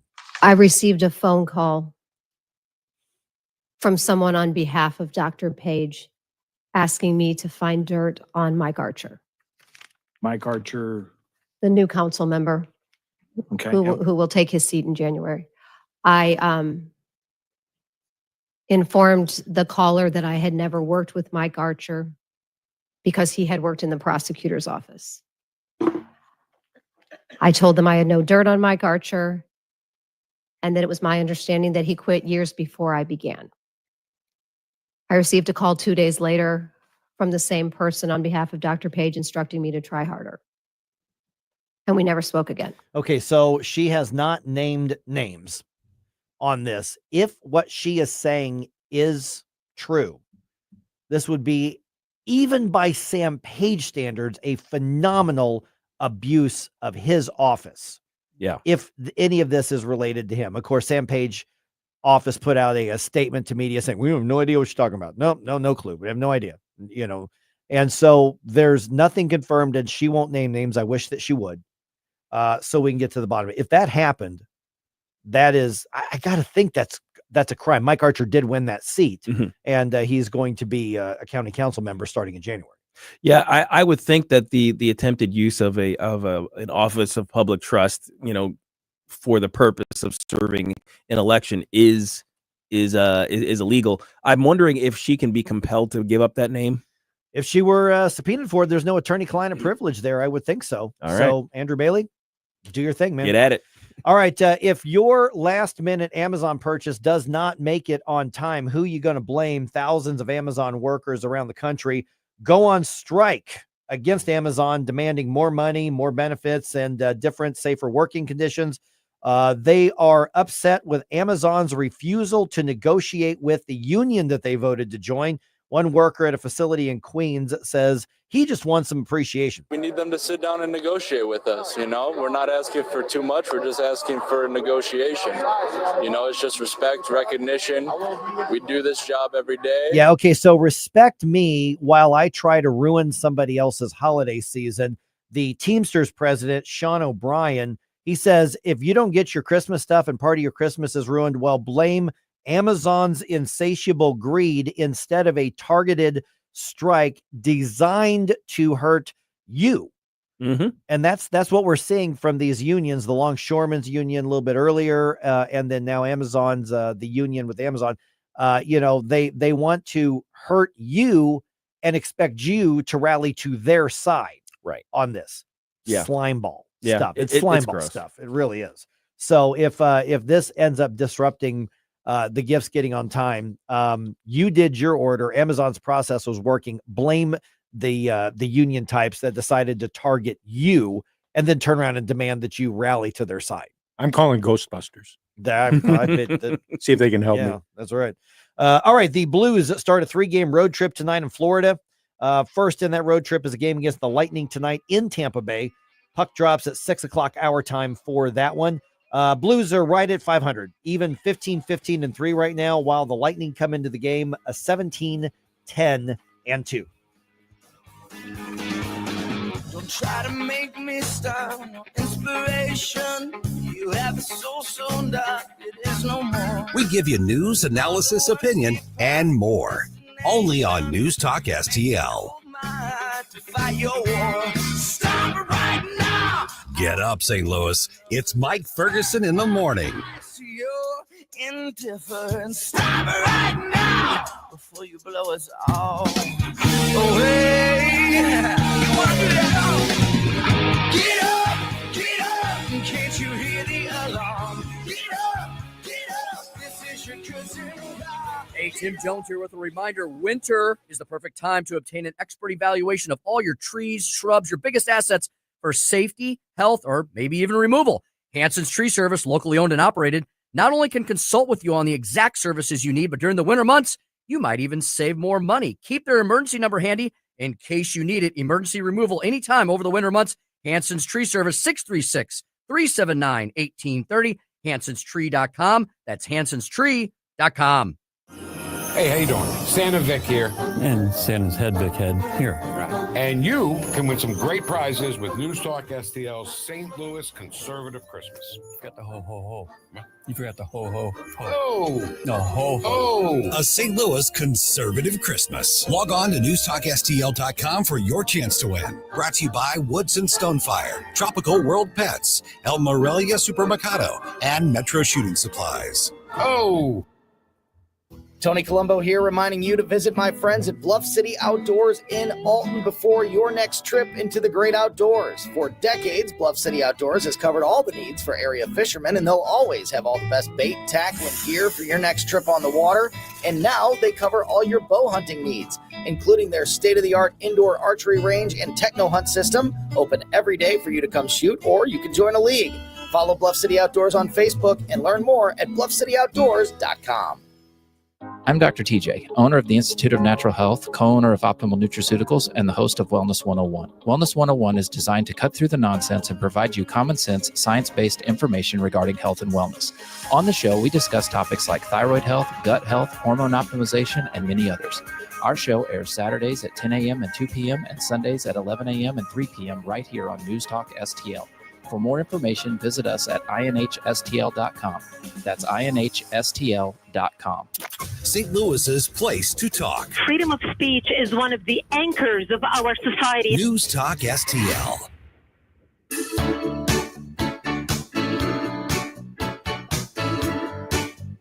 Hey, this is Larry Connors. Make sure you're listening later today at 6 o'clock on News Talk STL for my show, Larry Connors USA. Now, back to Mike Ferguson in the morning. But just to look at that girl with the lights coming up in her eyes. Getting a lot of conversation on cats and Christmas trees right now in Rumble. It's universal. Yeah. Let me kind of, and I'm just looking at Rumble. You guys are seeing some of the other comments here. Amy, I love this, Amy. She says, poor Mark Harder. I don't know how he stays safe on the county council. I can kind of just see him sitting there at the table, like just with his head in his hands, just trying to just shake. He's like, I don't even know what is happening. Yeah, I'll right send now. in reinforcements. Yeah, please. Mike Archer, who just got elected, I was chatting with him last week, and I got to tell you, he's fired up. So reinforcements are on the way. Dennis Hancock's really, solid as well for the most part. But you remember Tim Fitch was on there and was a real thorn in the side of Sam Page because Tim Fitch brought the receipts. And so what happened was they literally redistricted the district. They redistricted him out of his district. They redrew the lines and moved him out of his district. Right. So he was out. That's one way to do it. Some other things that said here, 101 straight up. She says, I suspect many government workers couldn't hold a private sector job. That's probably true. Yeah, absolutely. That really is probably true. Yep. They wouldn't get hired. Rizon, to that end, also says the government can't let the people know how much we don't need them. Yeah. Yep. Linda Bailey wanted to weigh in on the Christmas tree stuff with the tinsel. Because I was talking about the tinsel. That's right. That's I saw people because they would like drop it and it was like supposed to be like little icicles type thing. Just kind of hanging off. Yeah. Apparently in their house, her dad wanted to save the tinsel every year. So you had to pull off. Golly, that's a lot of work. and you got to separate it from all the needles that they're pulling up in your head. No. See, I would even go as far when my folks, before my parents retired, my dad pastored a little church in a little town called Emporia, Kansas. And, you know, they had a nice house there, but they would use the same lights on the house. And so my brother and I would go down there and we would do the, you know, kind of the thing where if the weather was good on Thanksgiving, we'd have Thanksgiving. Then that Friday after Thanksgiving, my brother and I had to get up on the roof and do all the lights and put everywhere. Yep. And then the worst part of this was going through these big bins in their garage, trying to untangle the lights. Oh, the untangling of the lights. Yes. And then did you also have the light check and repair portion? Like, okay, we've got these little Ziploc bag. You can take this one. The lights are like $4 a strand. Just get another strand. Just get a new strand. I was thinking at one point, I'm like, Dad, why don't at the end of every Christmas, you just throw them in a big trash bag, get rid of them, and then spend $30 next year and get new ones. Right.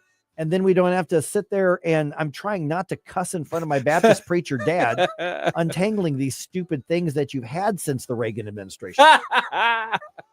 Now I've got one of those. It's a big circle basically that I wrap the lights around. Right. So it keeps them safe, keeps them from tangling and things like that, and it makes it easy to check because once with the end just kind of sitting there, you plug the whole thing in, and you see, okay, are all the lights on? Yeah, we're good. If not, I will admit, I used to go hunting. I used to go hunting for that light that was out. Yeah, no more. Because it used to be if one went out, they all went out. Yeah. Now, if one goes out, it just goes out. Yeah, they've kind of improved the technology there, and of course with LED lights, it's gotten a bit better too. But I don't do that. If the lights are if enough of those lights are out or something like that, I'm just getting a new strand. Yeah, that's the way to do it. I mean, and Rachel is big about decorating inside the house. But we've only got a little bit outside. Part of it is just because the way our house is. It's our house is hard. We couldn't do like outlining the whole house just the way the house is. I mean, besides the shape of your house, the fact that it sits on the crest of a really, really steep hill, makes it. I would not get on a ladder in the front of your house to do anything. No. Well, and now we've got that new roofing that's basically it looks like Spanish tile, but it's actually a light concrete. Yeah.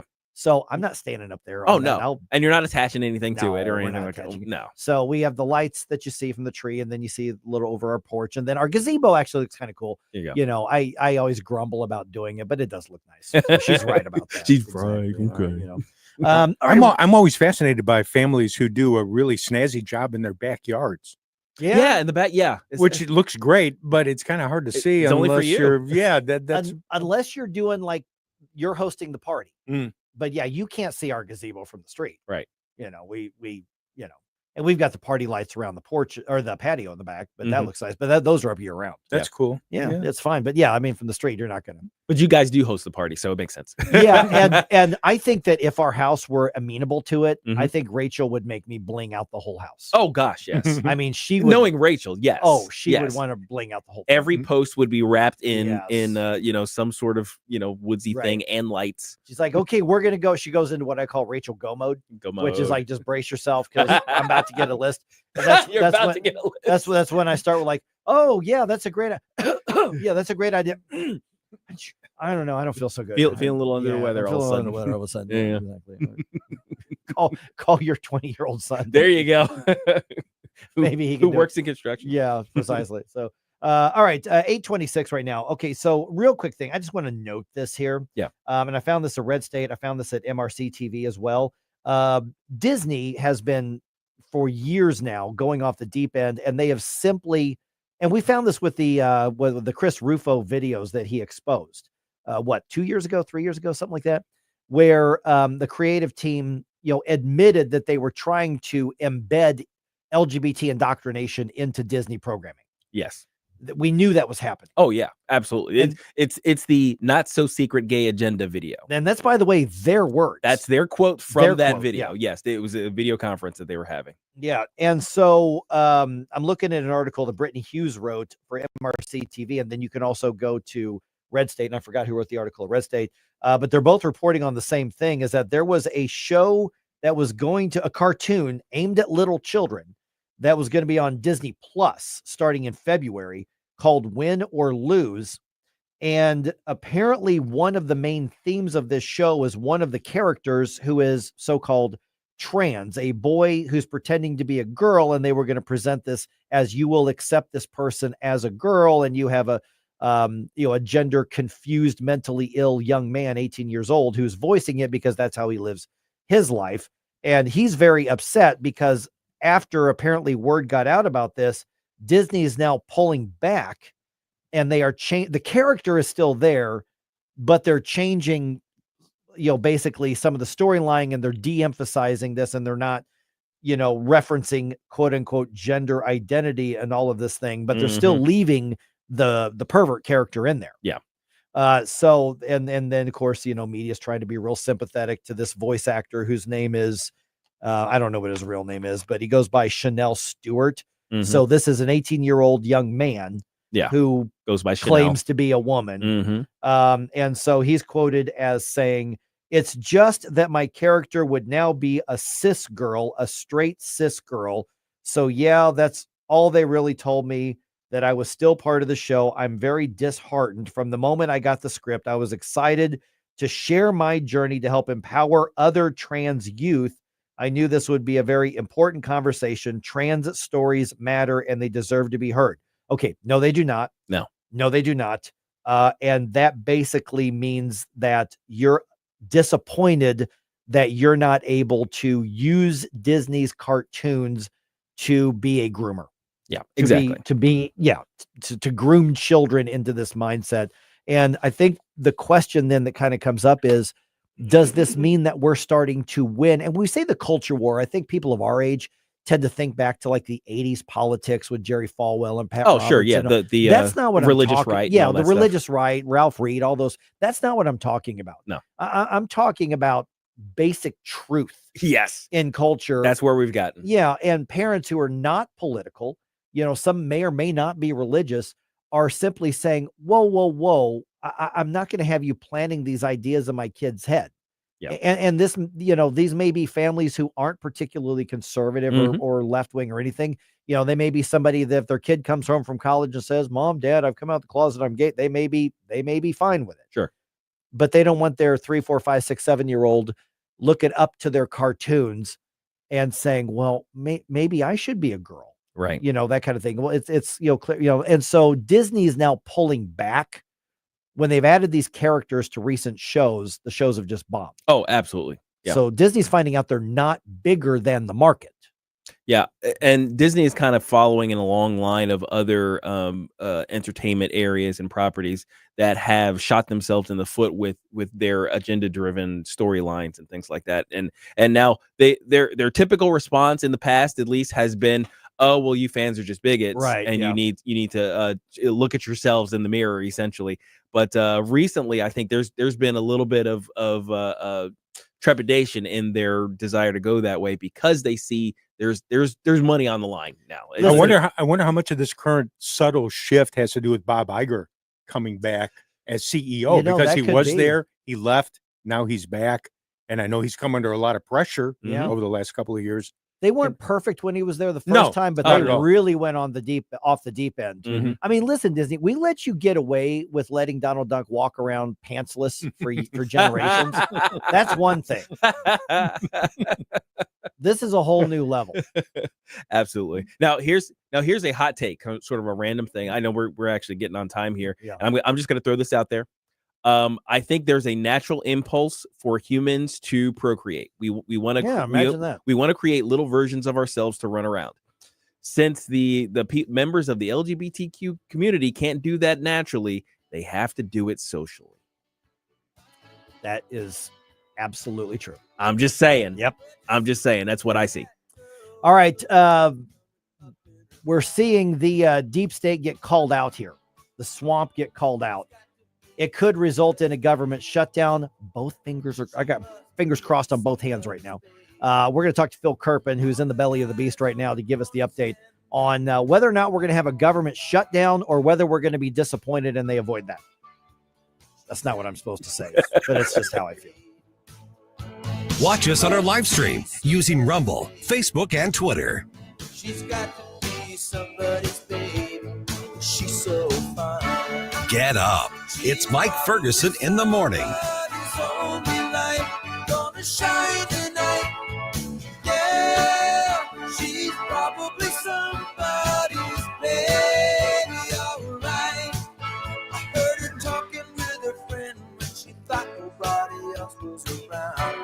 from the Michaels Flooring Outlet Weather Center. After a chilly start, we've got a decent warm-up for you today, up to 49 degrees this afternoon, under mostly sunny to partly cloudy skies. But tonight, a cold front swings through, brings a shot of colder air along with it. 28 for the low Friday morning, but only climbing to 35 tomorrow afternoon. And with a stiff northwest wind chills in the teens tomorrow morning and 20s tomorrow afternoon. We'll keep it dry, though, all the way through the weekend. That's your First Alert forecast. I'm meteorologist Matt Shane. Fox News commentary. Why is Joe Biden selling off pieces of the border wall for pennies on the dollar? I'm Tommy Lahren. More next. This year, American farmers will harvest 2.8 billion bushels of wheat and 15.1 billion bushels of corn. And to this day, American road workers have built 4.2 million miles of roads and counting. We're proud that John Deere machines rolling off the line here in the USA play a part in supporting Americans who work the land and build a better tomorrow. Nothing runs like a Deere. Learn more at johndeere.com/manufacturing.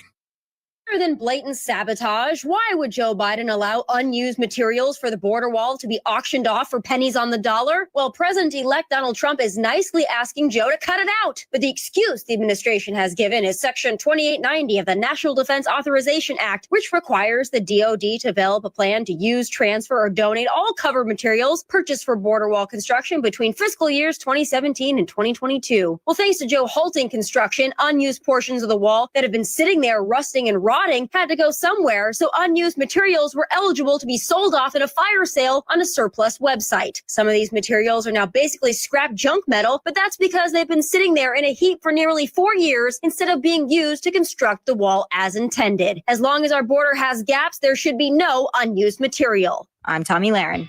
Hungry for the best steak you'll ever have? Head to the heart of Moscow Mills and discover Harry J's, a local landmark and family-owned steakhouse, serving up excellence since '98. From mouth-watering appetizers to decadent desserts, Harry J's has something for everyone. Enjoy our extensive bar selection while soaking in our friendly family atmosphere. Whether dine-in or carry-out, your meal is prepared to perfection. Make the drive to 300 Main Street and treat yourself to a taste of Moscow Mills' finest. Harry J's, more than a steakhouse. We're a tradition.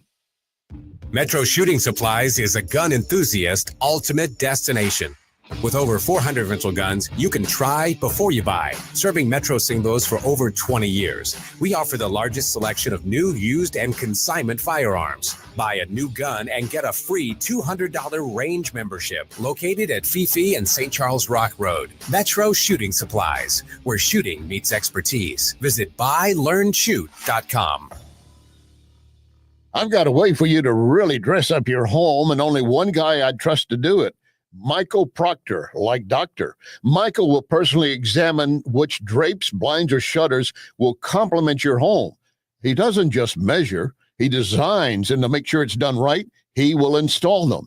All this saves you money on custom-made drapes, shades, and shutters. Proctor, spelled like doctor. ProctorDrapery.com. ProctorDrapery.com. Sundays at 5 on News Talk STL. All your hard-earned tax dollars and mine are going to fund illegal aliens who come across the border penniless, jobless, skillless, and they're given a cell phone, an identity, and a cash stipend every month. Mark McCloskey on fire. That beats your Social Security income if you should have the good nature to work your ass off your whole life and retire. Mark McCloskey on fire. Sundays at 5 on News Talk STL. Brought to you in part by Modern Weapon Systems in Fenton. Here's my problem. Completely agree with your sentiments. He talks about we're divided. Well, yeah, we are, and we need to wake up as a country and realize what's going on. 101.9 and 94.1. Number one for conservative talk. News Talk STL. Hi, it's Vic Porcelli. And Ken. Hi, Ken. Hey, Vic. Ken and I are on every Monday through Friday, 9 to 11, right here on News Talk STL. Right now, you're listening to Mike Ferguson in the morning on 101.9 and 94.1 News Talk STL. Whoosh, my morning people.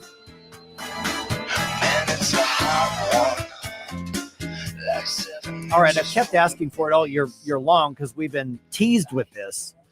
Now we're here on the verge of Christmas, and for Christmas, I might get my government shutdown. Yes, you may. I want my government shutdown for Christmas. One, because as it's been referenced in some of our social media chat, it would prove to a lot of people we really don't need a whole lot of this government stuff. And that's one of the big fears, I think, that those on the left, and let's be honest, some on the right, they went, wait a minute, if we have a government shutdown and we cry about the horrible calamity that is happening, and then people realize my life didn't change. Yeah. No, society will not grind to a halt. No. Maybe we don't need all of this because I'm about to file my taxes. And we don't really need all of this. Nope, not at all. We're joined now by Phil Kerpen from American Commitment. So, Phil, tomorrow's the deadline to pass another spending bill, or as I understand it, the world ends. Am I close on that? Well, you know what happens if they go to a government shutdown, then all of the federal workers will not go into the office, which makes it exactly the same as every day in the last 4 years. Exactly. Amen, brother. Okay, so before I get into some of the details on this, it dawned on me this morning, Phil, and this is even some of the Republicans who are saying just put the bill through, fearing a government shutdown and being blamed for it right around Christmas time. Just give us, 2 month, 3 month, whatever. Basically, let Trump and the Republican majorities assume a big mess and then try to go from there. Just get us through there. And then we're starting to see what's in it, all of the garbage, which we'll get to here in a minute.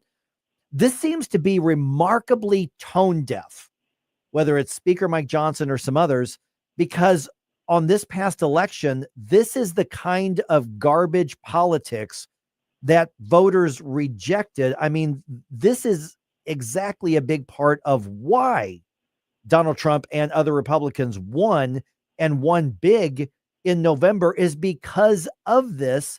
So I'm really glad to see a revolt among a number of the Republicans. And I'm not a particularly MAGA guy, but reality is reality. This is the kind of thing that he ran against and won against. So to see some Republicans try to say, well, we're just going to do it one more time, that's tone deaf and just stupid. Well, how many one more times have we had? Right. It's, look, when they did back in September, when they funded the government through December 20th, I think we pretty much all knew we were going to get the usual end of the year, giant last minute, you got to vote on this or we're going to ruin Christmas. I mean, it seems like this happens every single year. So I don't think it, I thought Thomas Massey was like writing on X, I predicted it. I'm Massey, Thomas Damas or whatever, Nostradamus, whatever he said. I'm like, guy, it's like predicting the sun's going to rise in the east. Like,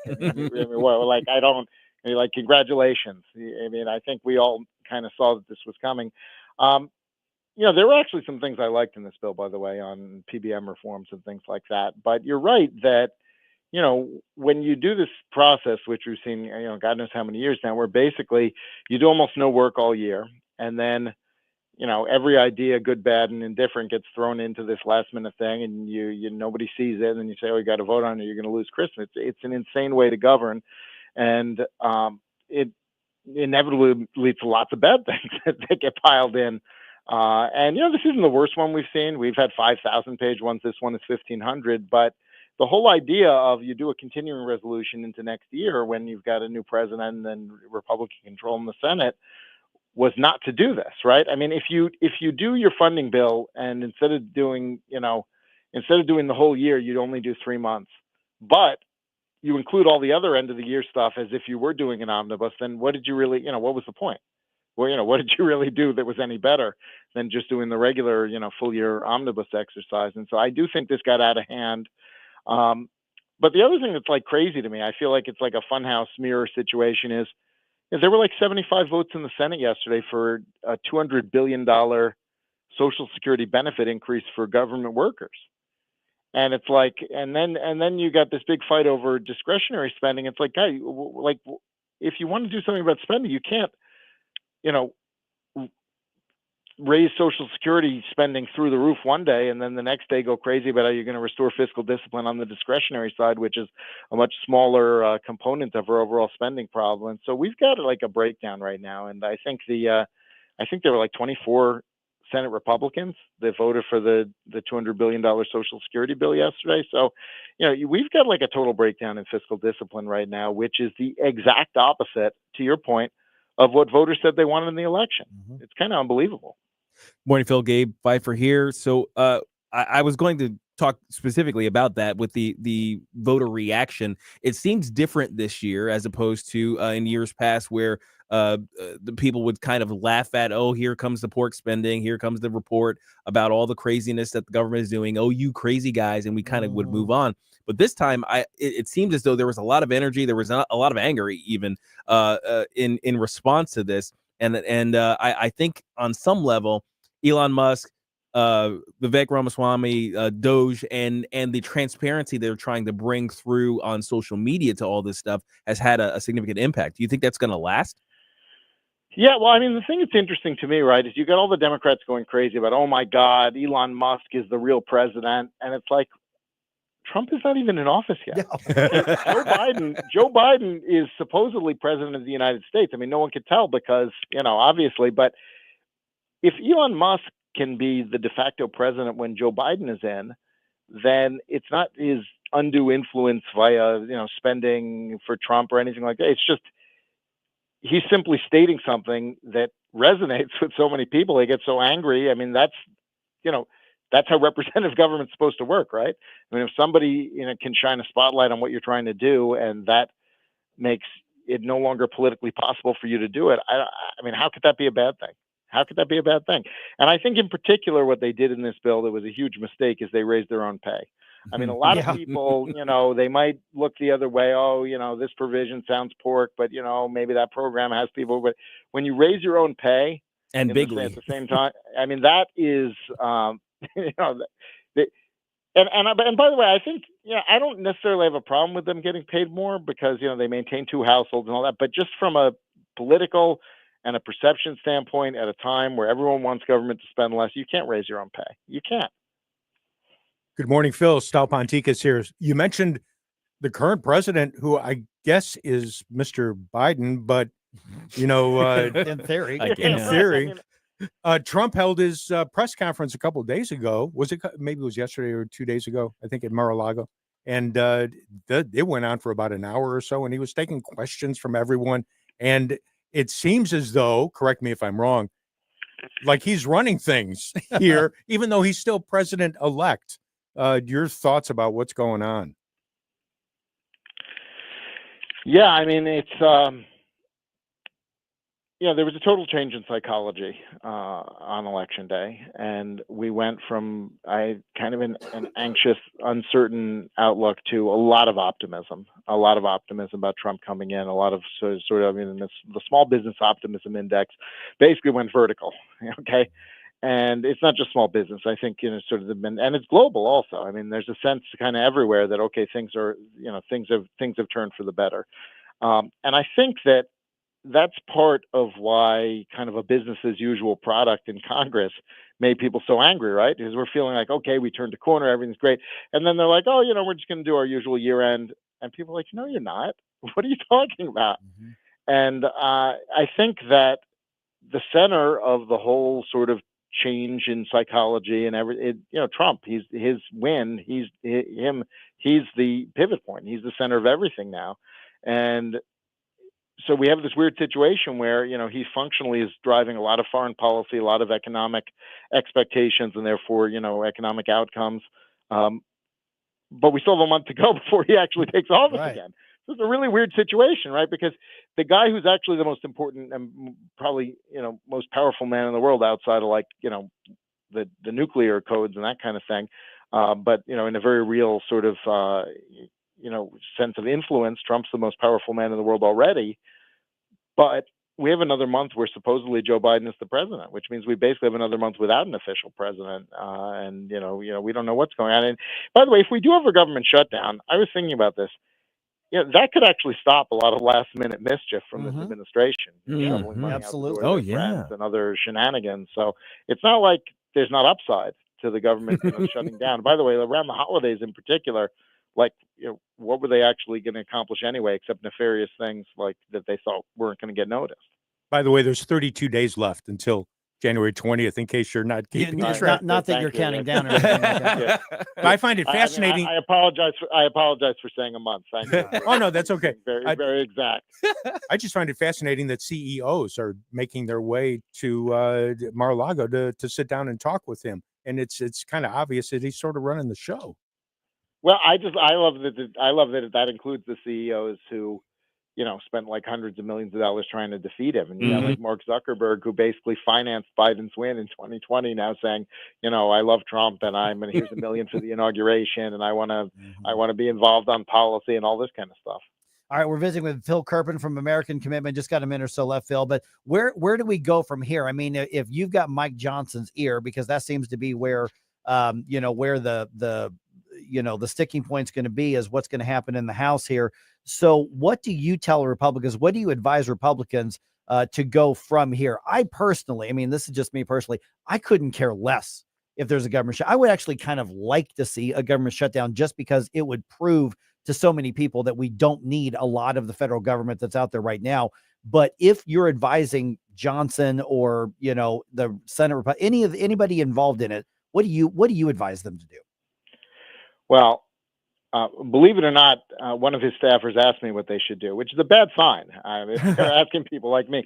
And I'll tell you what I said. I said, you should pass the bill that Trump says he wants and, get it out of the House into the Senate.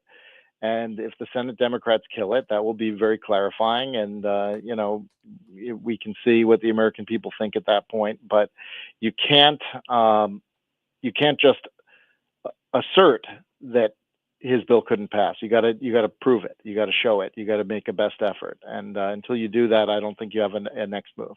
All right. And people follow what you do and American Commitment, where and how? AmericanCommitment.org is the website. I also work with another group called Unleash Prosperity that has a totally free daily newsletter that you should get. We've had a lot of analysis on all these issues in there. I do that with Steve Moore. That's unleashprosperity.com. And then I'm also a little bit of an X addict myself, and you can follow me on my last name on there, Kerpen, Kerpen. All right, Phil, have a great holiday season. Merry Christmas. We'll talk to you again soon, man. All right. Same to you guys. Have a good one. Thanks, Phil. All right. I, say, all right, here's the alternative, but we're stripping out all the garbage on there. Yep. I think that while people want to tune out of politics right now, I do, and I do this for a living.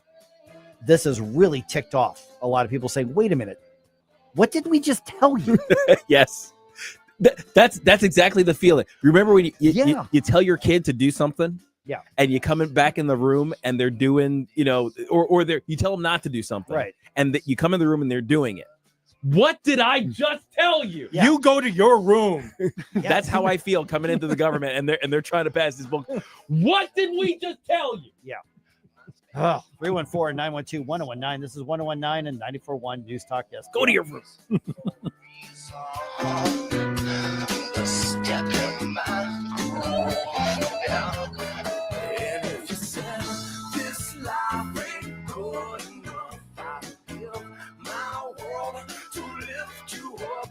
Change my life to better suit your mood. 'Cause you're so smooth. Mike Ferguson in the morning. Just like the ocean under the moon. It's the same as the emotion that I get from you. Sometimes it's hard to tell what is a good time to sell my home or buy another one. You need expert help? I've got them for you. Jen and Rodney Warner, a wife and husband team, the Warner home selling team at Berkshire Hathaway. They have so many approved home buyers, they can guarantee you an offer on your home. In fact, they sell 15 times more homes per year than the typical realtor, licensed in Missouri and Illinois. And here's a phone number for you. Call them, discuss it with them. 314-810-SOLD. 314-810-SOLD. Those last four letters, sold, that's what will be in front of your home if you're looking to sell it. Jen and Rodney Warner, the Warner Home Selling Team, Berkshire Hathaway. 314-810-SOLD. Jen and Rodney Warner. Connor Roofing. You can count on Connor. Congratulations to the awesome team at Connor Roofing for earning the 2024 National Best of the Best Award for customer satisfaction. Connor Roofing has now won back-to-back honors because they do outstanding work in all types of roofing, storm damage restoration, siding, gutters, both residential and commercial. We chose Connor Roofing without telling the owners, Rob and Kathy Connor. Their customer reviews are some of the best in the country. Please read them. Visit ConnorRoofing.com and request an estimate. Connor Roofing, you can count on Connor. Hello, fans of the paranormal. I'm Frankie, host of the newest show on News Talk STL, Haunted Garage, and we'll be discussing everything paranormal, from ghosts, demons, hauntings, and aliens to Skinwalker, Bigfoot, fairies, and the Chupacabra. Every Saturday night between 9 p.m. and 10 p.m., me and Jeremy will discuss mysterious events in St. Louis and surrounding areas, including gateway families and unsolved true crimes. That's right. It's all right here exclusively on News Talk STL from 9 p.m. to 10 p.m. every Saturday night. The Allman Report. Hey, Thursday on the Allman Report, it's Jimmy Carafano and the Trump effect around the world. Allman Report, News Talk STL. Jamie Allman. Weeknights at 8 on News Talk STL.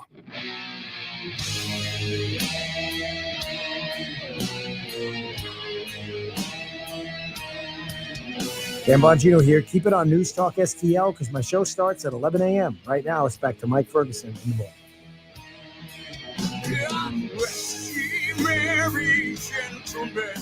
Let nothing you dismay. I'm not sure I could rest. Nothing says Christmas like Ronnie James Dio. That's right. Christmas Day to save us all from Satan's power when we were gone astray. Oh, tidings of comfort and joy. You know what he probably sang when he said, "Save us all from Satan's power." He probably threw up the horns. The horns. He invented those. I was wondering exactly the same thing. I wonder what he was thinking as he was singing. You know what's these funny lyrics. is like the people call them the devil's horns, like the heavy metal thing. You know, the thing with the two fingers up. That's a late edition. Well, it's that's not canonical. He actually told the story once. He said everybody thinks this is like saluting the devil. He's like, it's the opposite. Mm-hmm. So he had a grandmother or an aunt, or he had a relative who was like very old school, like Italian Catholic to the point of like superstitious. Right. Like, devoted Catholics would Catholicism has had a series of superstitions that come and go. Yes. I mean, other religions have too, but the Catholics were really susceptible to that in the 1800s, early 1900s. And he had a relative, and this was the symbol that he was taught you ward off to evil ward off evil spirits and ward off the devil. Yeah. So it's literally like it's anti-devil, and then somehow like the focus on the family types in the 80s were like, that means you're supporting Satan. You're saluting Satan. No, you're not. Gosh, and I just thought it was hook 'em horns. No, that's with For the thumb. Texas. That's the thumb. Oh, it's that's with the not the thumb. finger. Yeah. Okay. It's like you do the. Or no, I'm sorry. No, hook 'em horns is the same hand gesture. Yeah. Okay. But yeah, because it's a bull. You It's mess a bull. with the bull. Yeah, it's a bull. You get but the horn. if you put the thumb out, that's like the Hawaiian hang loose. Yeah, thing. hang loose. Yeah. Okay, real quick note here is before we turn things over to Vic Porcelli here. Southwest News Service has this bizarre. Somebody did a look at how long every year we spend sitting there just looking for something to watch on TV. Oh, not actually watching, just looking for something to watch. Oh, okay. So if this was our equivalent of back in the day, the early remote days, right? This would be your flipping channels. You're sitting there like You're sitting there with TV Guide. the TV with TV Guide. But remember, channels, click. I remember when there were 3 channels, Same. and then 4 if you were in an area that had PBS. Yep. And then cable came, and then you had 15. Yep. And now you can access thousands of channels. I mean, there was that period in there where cable had like 150. Yeah, but if channels. you bought the if you got the higher end packages and things like yeah. How many hours per year do you think we sit there just scrolling and looking for something to watch? Not watching, looking for something to watch. Now I kind of feel like it's worse because we have an abundance of choices. Yeah. And it's like, okay, well, do I want to watch this, that, and the other thing? I don't know. Easily 15 hours. Okay. What do you think, Stel? I don't do it that much, so I honestly have no idea. So I'll go with Gabe's response. 110 hours a year. Oh my goodness. Come on. 4.5 days of the year is going, Yeah, I don't know if I. Yeah, This one's got Bruce Willis. Oh, but it's late Bruce Willis. No, yeah. Ooh, look, there's a Cubs game. Yeah, no, No. Yeah.